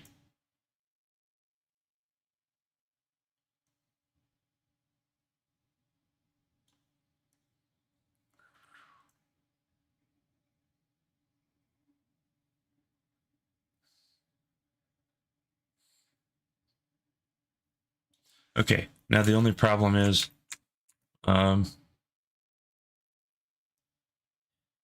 the different scales in a bunch of random locations like this probably doesn't make any sense. But honestly, it's probably fine. Like going sideways would probably make even more sense to have it wrap around, but that's okay. I might also just try a different material. Maybe we'll do that before we call it good. Let's try this Python one.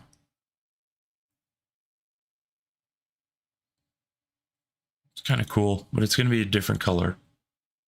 Let's try this one. This is the one reason why I really like Substance Painter, because messing around with this many materials in Blender is quite a bit harder than this. It's nice to be able just to like drag stuff on and check it out. Okay, I gotta have something.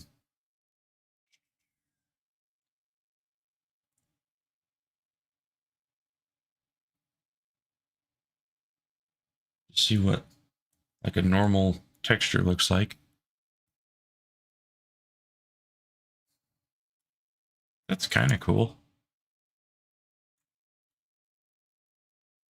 Rotate a little. Try to get it so that our seams aren't so obvious. That's not too bad. I'll go with that. So I'll just save this as Ant substance file. We'll go to export textures, and then it won't go find the file that the file you're working on is located in. So you have to go all the way to your file again every single time. And add a new texture called Ant textures. Select. Everything else should be fine. Export. Boom. Okay. All right. Now I'll go to shading mode. It's super easy to bring stuff in Blender from Substance. So all you do is select the shader that you want to use. So here I've got the bra object selected, and I'm in shading mode here on Blender. I'm going to select the shader.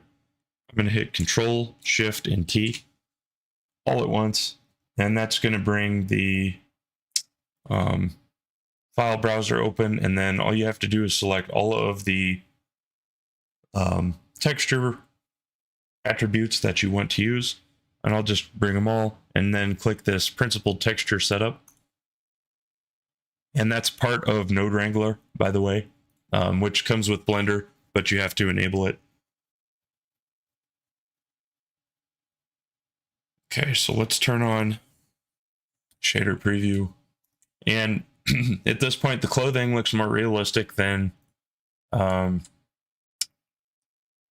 the character, which is fine. That's what the hair is there for.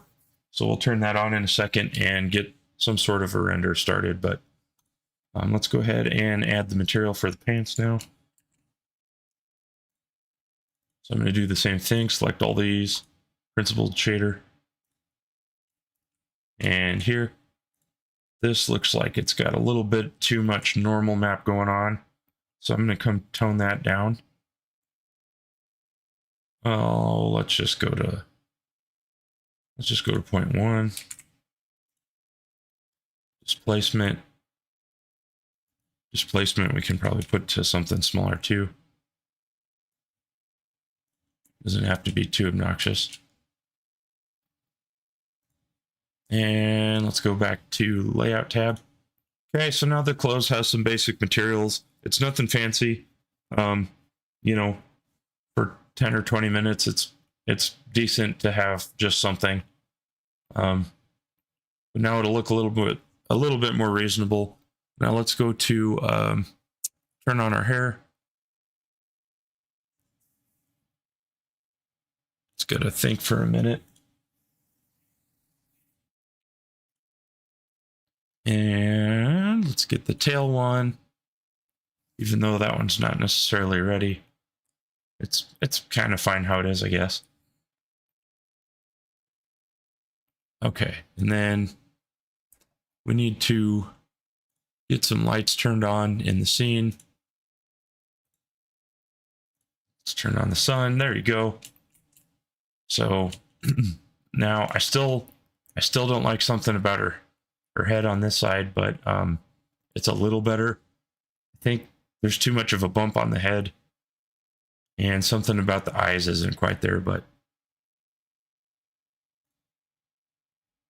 let's just look into that a little. Maybe the color is too dramatic. I have had a lot of fun playing with coloring the eyeballs and stuff too lately. It's something I wouldn't have spent as much time on before, and it's definitely important. Otherwise they just kind of look weird. So let's go down here, and I don't want transmission roughness, I want just roughness.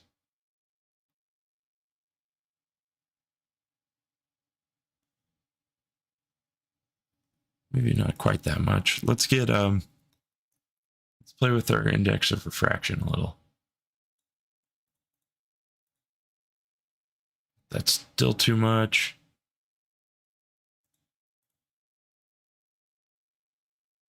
Leave that on 1.45. Just playing with the eye material a little. It's something about the blue sticks out too much.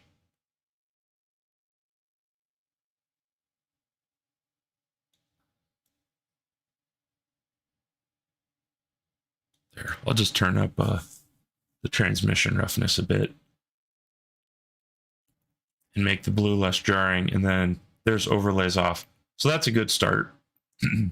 I think something about the white is just kind of like, it's too bright in really bright lighting. So if I go to the world here, we'll just try to change how this looks a little. Let's take the dust off. Let's crank up the ozone to get that blue. But we'll try to make it look like it's sort of at night. But yeah, one of the things I'll do next too is put this in the scene, the little campfire scene that I've been putting the other characters in. And that'll help kind of see how it fits in with my other ones. But we need to get the sun elevation up. Doesn't have to be quite that big. And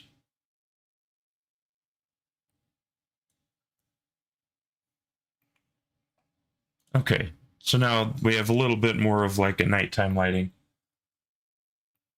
Let's rotate it. It's in the wrong place. Probably want it to be more in front of the character. And then we'll turn down the intensity a little bit. Make the size bigger. Oh, it's kind of cool to have that blue.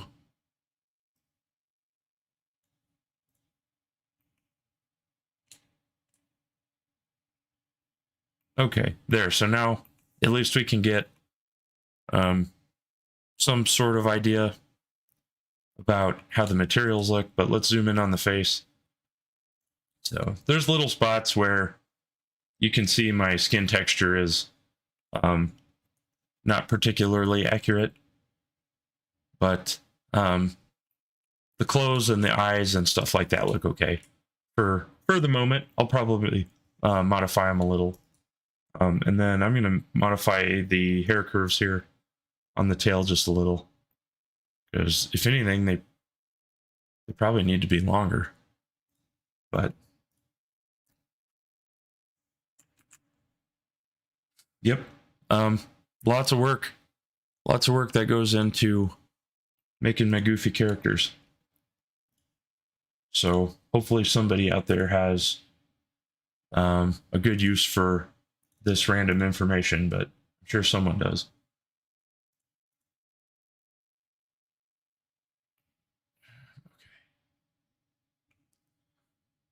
All right.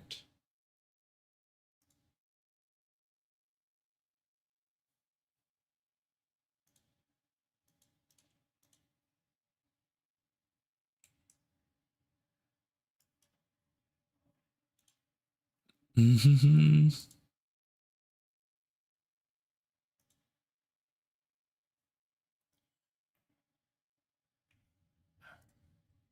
So now I'm just going to add a couple hair guides here. Why is it not giving me proper mirroring? Oh, it will. It will.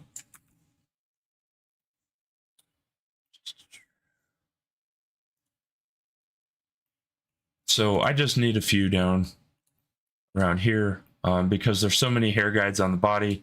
These ones will probably conflict with it. And I want to be able to control the shape. Get rid of some of these random ones.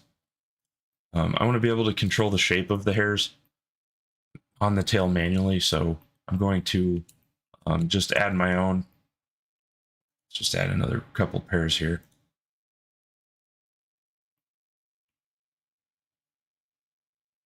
All right.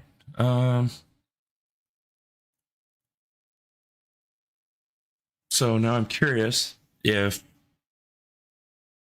the curve guides only work on the body and not on the separate hair. Yeah, I think the curve guides apply to everything. So I can't go and delete all these is what I'm getting at. Because they'll cause problems. So I'll just turn off the body hairs and leave all those curve guides alone. And then I just want to sculpt this a little bit.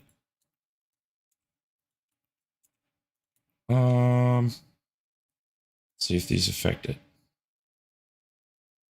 They do not. So let's take that one off. And let's take this one off.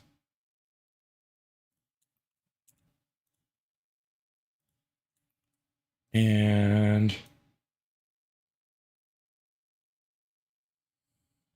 okay.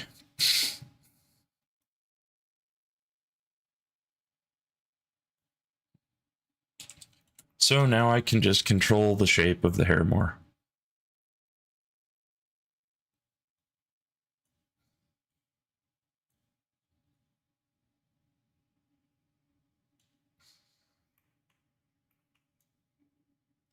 I don't want it to have such dramatic outward sticking direction basically to the edges. So I might add a couple more just right on the edges and then pull them down. So that should help tell the hair not to stick out.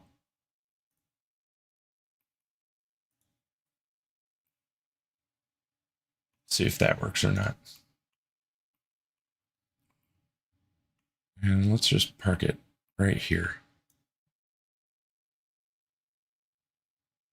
Yeah, that should work.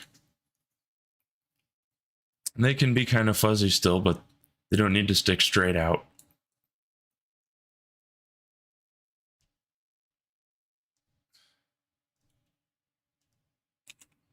Scale this up. Let's pull this down. Okay. Just a little bit more on a couple of these curves, and I think we'll be good.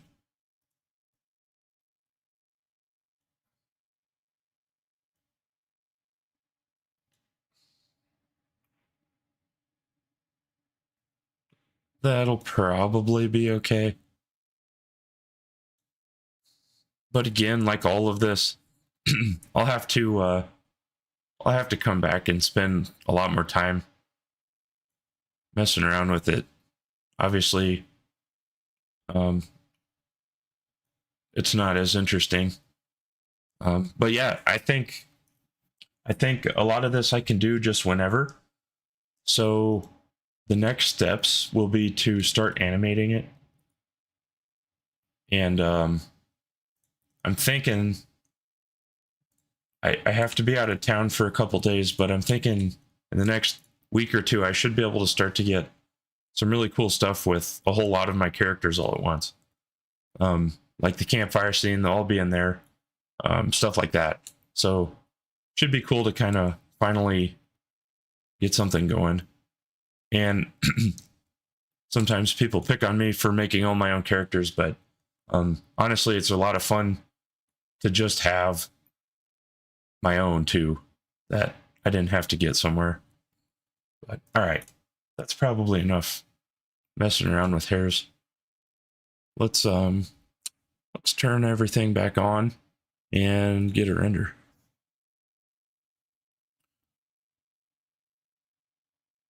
Let's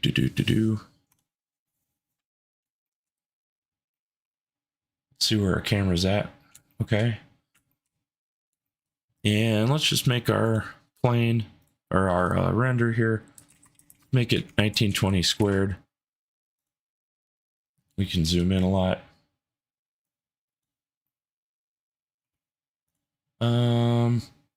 Not sure that light's going to help us from behind like that, so I'm going to get rid of it.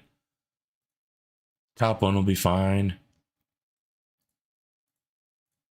Okay, and then need to make sure that everything is turned on that we want. I don't think this render will take too long, but we'll see. Looks like everything's on. All right, I'm going to save this. And then let's just go ahead and hit that F12.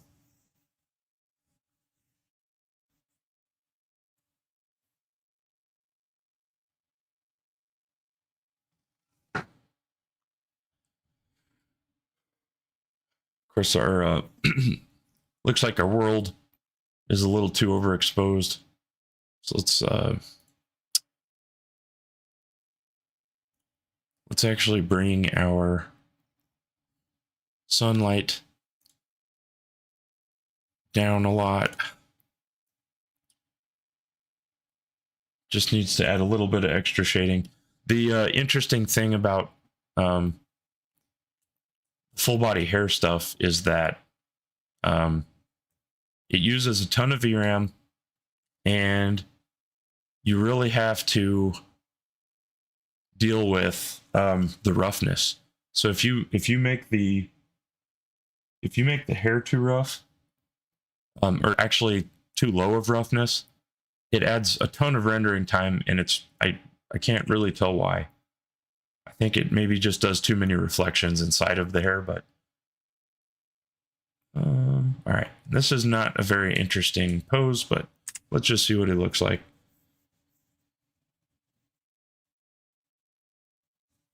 Okay, yeah, and these renders shouldn't take too long, but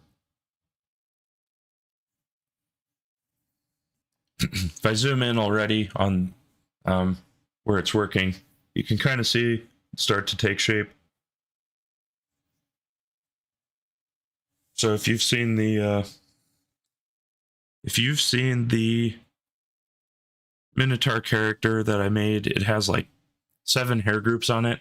I'm going to try not to do that on this one, just because it's so resource heavy. But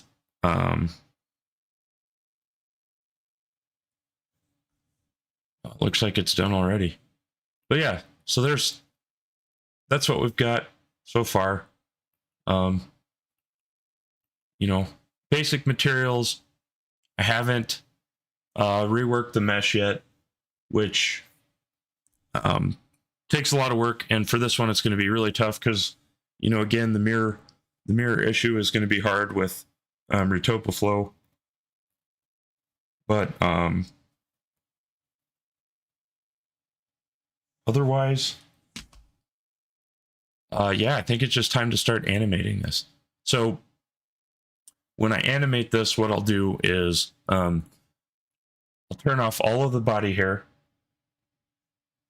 and then I'll probably I may or may not disable the clothing. I don't think the clothing is intense enough to cause a problem, but So we'll get out of shader mode because obviously that's not going to run fast. But if I'm just in solid view mode and go to pose mode, you can see how long it's going to take for Blender to just go into pose mode.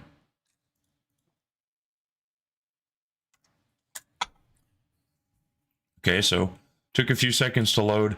Now, if I want to do anything at all, I'm still waiting, I'm still waiting, I'm still waiting. We're going to get a white screen, and now it selects the chest bone. Okay, so I'll hit R to rotate, and I'm waiting, and I'm waiting, and so on. So obviously, you can't reasonably animate with that slow of performance. So all you really need to do is just disable the hairs for the viewport. There's no need for them to be on. Once you kind of know like what the material is going to look like at the end anyway. So I always take a render, see if I like the hair, and then start to pose and everything. So let's just go ahead and disable these. And I can do it right here in pose mode. I don't have to leave. And let's just turn the tail hairs off too. They don't help. And now you can see selection is instant. Posing's instant. The clothing follows the body perfectly. So here's one other thing that's interesting. Mirror on this character actually works for everything from their necks down. And I don't know. Yeah, it doesn't work on their heads. So I can't really have both of their heads move off of one control. But if I select both, I can rotate the two. It's just I don't think the necks bend very well if I do it that way, because it kind of locks them into one object. But yeah, they've got separate eye controllers. Obviously, their mouths and jaws and everything like that. Their ears operate independently. So now, if I want to make them walk, it's super easy. Just to set up the walk cycle. So basically, once you figure out rigging, weird characters like this are really not too much worse than normal ones. Having goofy symmetry definitely makes a couple things more challenging, but I'll come up here and I'll show the meta rig and turn off the rig. So this is the bone system that Rigify uses to generate the rig. So this is called the meta rig. Basically, you place all these bones where they go, generate the rig, which looks like this, and this is what you actually use to pose everything. For those of you who may not know that yet. So I'll go into edit mode here and show you. Basically what I did was everything below this split in the necks was a normal human meta rig, and then their faces I actually used from the Minotaurs, but they came from the Rigify Wolf. So when you're in object mode, you can add a preset Rigify rig called Wolf. I didn't use the horse one because this actually has more face controllers than the horse one does. So you can just copy in the heads from the wolf rigs and place all the bones and scale them. And then all you have to do is set up a few of these neck bones correctly. And you can see by the name up here, I've called one spine right and spine left for each of these three bones. And there's a couple parameters in here that you need to change. If somebody's interested in knowing what those are right now, let me know. If you're watching this back later, just leave a comment, because I can go into more detail. But if you're not used to Rigify, it's going to not make any sense. But basically, you can set the rigify type for these 3 bones in such a way that it'll automatically generate that neck bone based on how many bones the face bone is away from the end of the chain. So, but all that is basically pretty easy to get to work in Rigify. I was surprised. I thought it would see 2 face bones and throw a big fit, but it didn't. I have one called face and one called face.001, and it still generated the rig just fine. I know there were some errors surrounding having 2 of the same type of bone like that, where they're both called face, because those come with some extra parameters too. But it didn't seem to cause any problems. But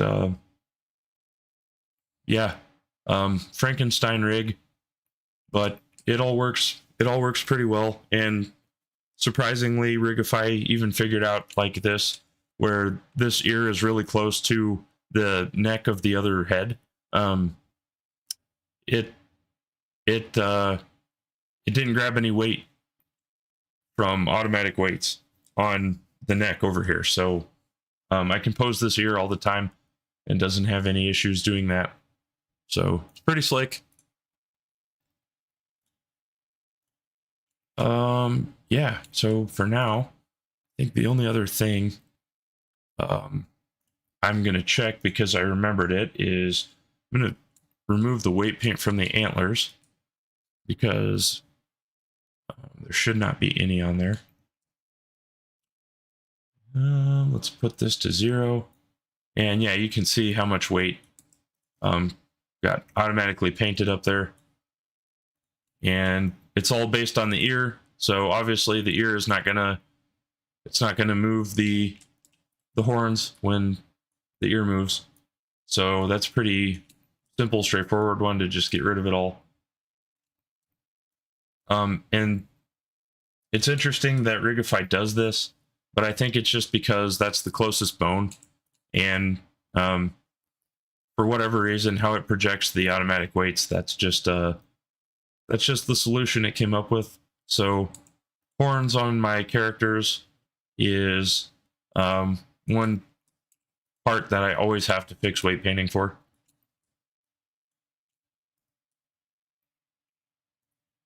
Which isn't too big of a deal, because since we're not dealing with hair or anything, you know, this is really pretty easy.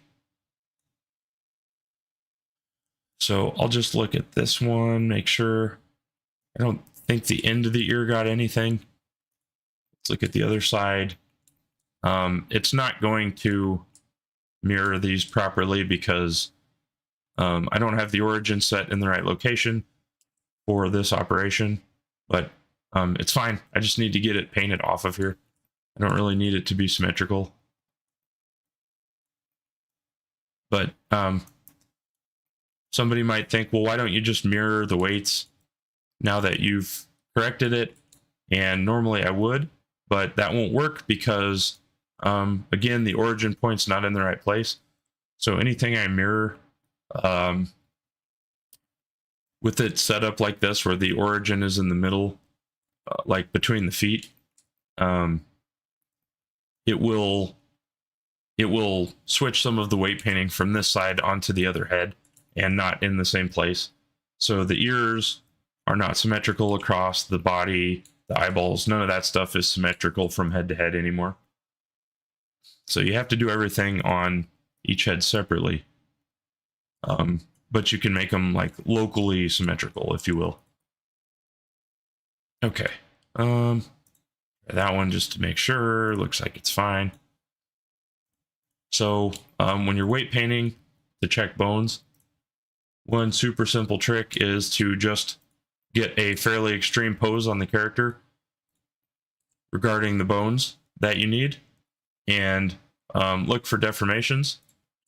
So one you can see is when I move these ears around, it's taking way too much of the head with it, for one. Like, it's not going to deform his entire head. And then when I move this, looks like most of the horns are fine. but it's moving like random little points, like this here. The end of this horn is moving, so just watch for those, and know you can go fix them after you get done looking around. So I'm just going to go back to object mode, back to weight paint, and just keep clearing off these areas where apparently there was a problem with the weight paint.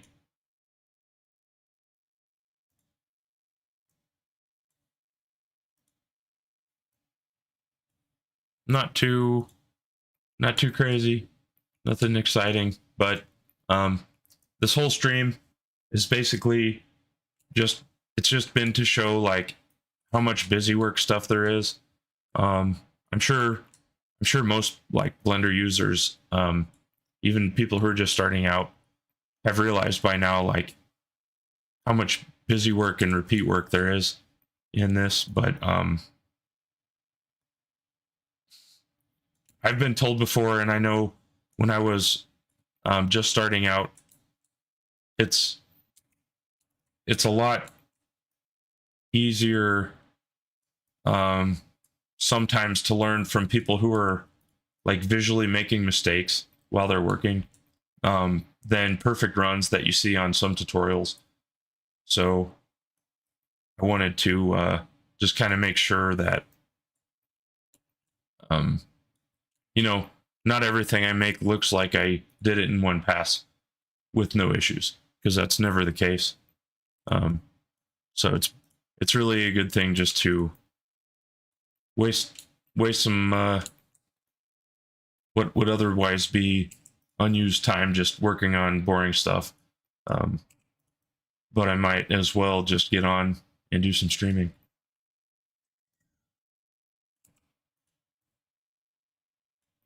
All right, I'm gonna clean up just this weight paint here for the ears, and then I will. I think we should get a pose for this. I'm tempted to try to get it into the campfire scene with the other ones, but that one was already pushing like 24, maybe 20 or 24 gigs of VRAM with just the 2 Minotaurs in it. So I'm gonna have to really think about how to make that scene work better.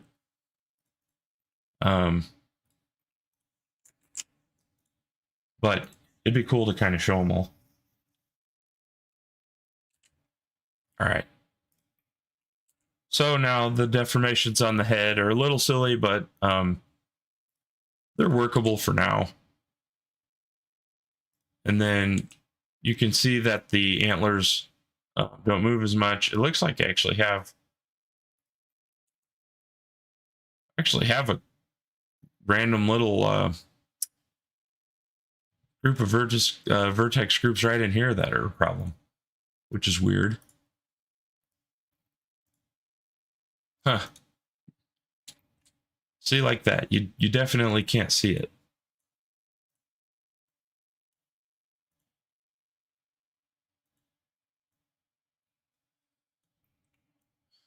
I have no idea which bone it's even on.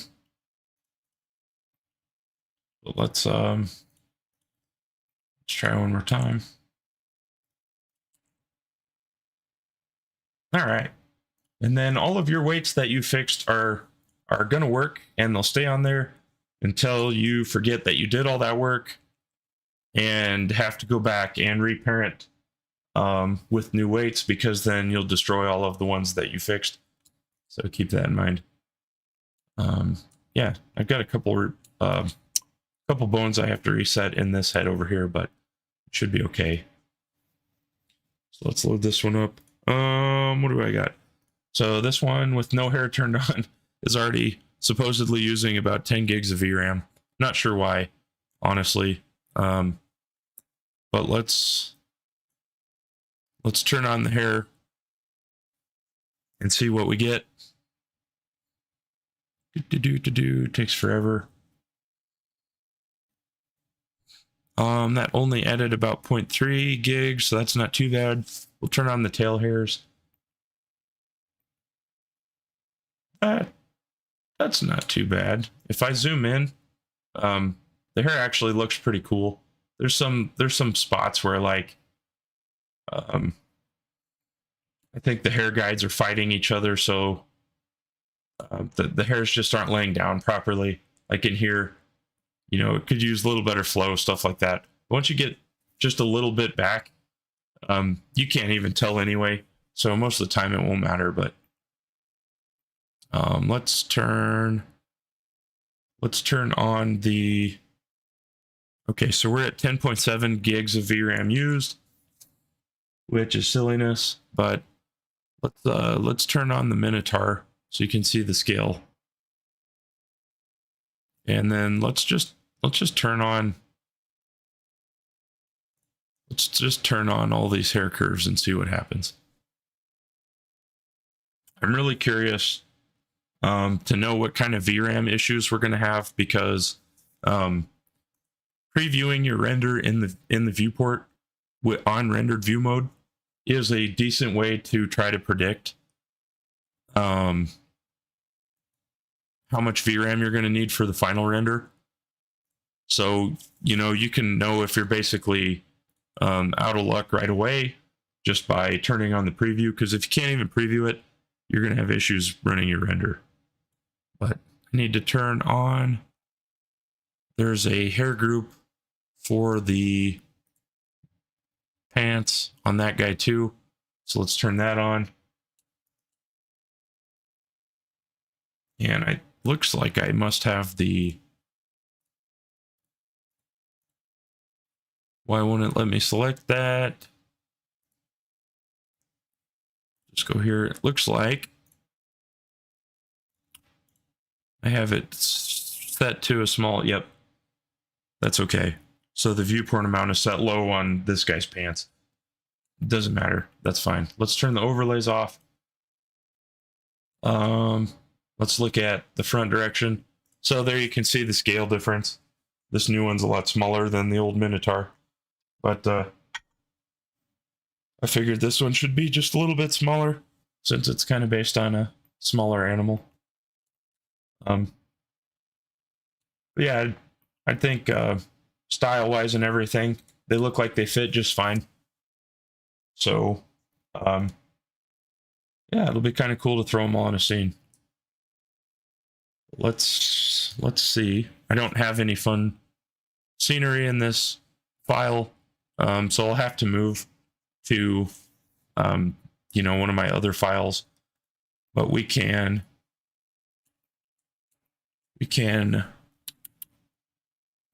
just run a render here real quick, and we can see what they look like. Let's see. Let's make sure the Minotaur is turned on. Looks like it is. Okay. Hit F12 and wait for a couple minutes. We'll see what this looks like. And that'll probably be it for tonight. I just, oh no, I didn't turn the collection on. Every time you miss something. All the way up here to the render collection. There. Now it'll work.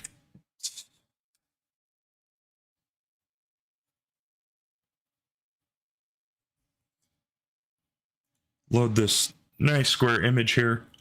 Should only take a couple minutes, and then I'll start looking into maybe doing some animation or stuff. But that'll probably be it for this stream, just because I think I've kind of shown everything that I wanted to cover today. I know it was kind of like a haphazard stream. And I see somebody still in here with me. Don't know who. If you're listening, let me know who you are. But thanks for hanging out for all this time. I appreciate that. Okay. So, yeah, this is it's actually running fairly well, so can't be too disappointed in that.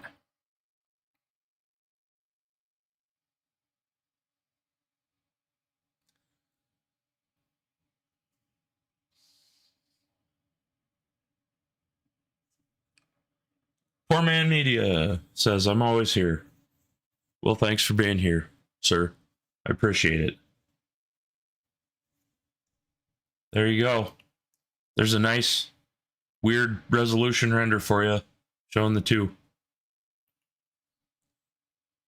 Been editing some audio. Nice. I need to learn how to edit audio for character animation and stuff, man. That's one thing I'm going to get into. Need to find some good, like, grumpy bull sounding stuff, and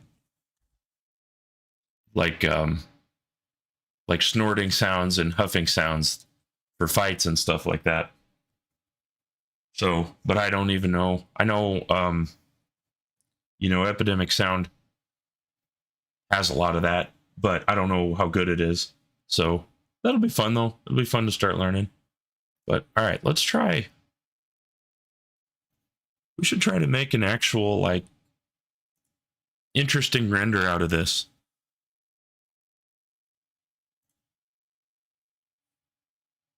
So I'm just gonna start disabling a bunch of hair, because we don't need it in here. All right, and then, so the belt's gone. Let's turn off the deer hairs. Okay, now everything should perform well. Almost. Why is this not?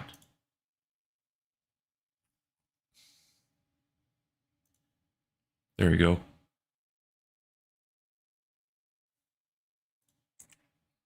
That's crazy. That Joel uses Artlist. He thinks Artlist is better. Oh, well, maybe it is for, like, sound effects. I like Epidemic Sound for background music. I just don't ever use it. I don't end up needing to use music very often, so but yeah, if Artlist has more sound effects, then I bet it does. I bet it is more useful for this, but I'll also probably record some of my own, but I don't know any grumpy minotaurs to get a soundbite off of, so be interesting to see how that all works out. Yeah, well, anyway, as far as the stream goes, what else do you guys want to see? Should we throw it in the campfire scene? Should we leave it alone for today? I can definitely, by the way, start making some general how to learn Blender tutorials. I know mine are normally very specific, one-off topics. So if somebody wants, like, a full series, I can do that. I know that character creation isn't covered as much as some other topics, so I'd like to go into that. All right.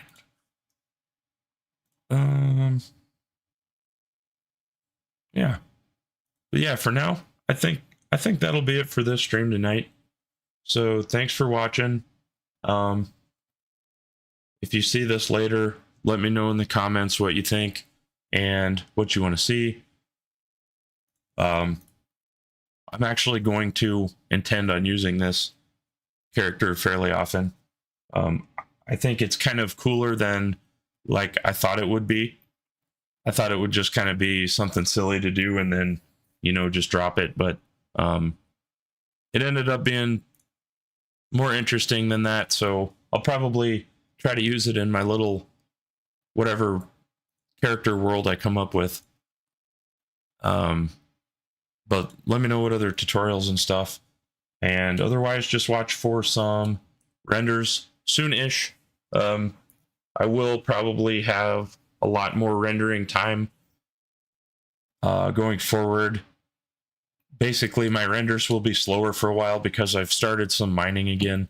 Just trying to pay off machines, but I'll work around that and try to get some actual finished stuff done. Now that I have useful characters and all that. But yeah, anyway, that's it for this one. Thank you for watching. I appreciate everybody, hanging out with me for so long. It's been a wild ride getting to this point on YouTube, and I'm excited for the future. So I will talk to you guys soon, and I'll call it good at that for today.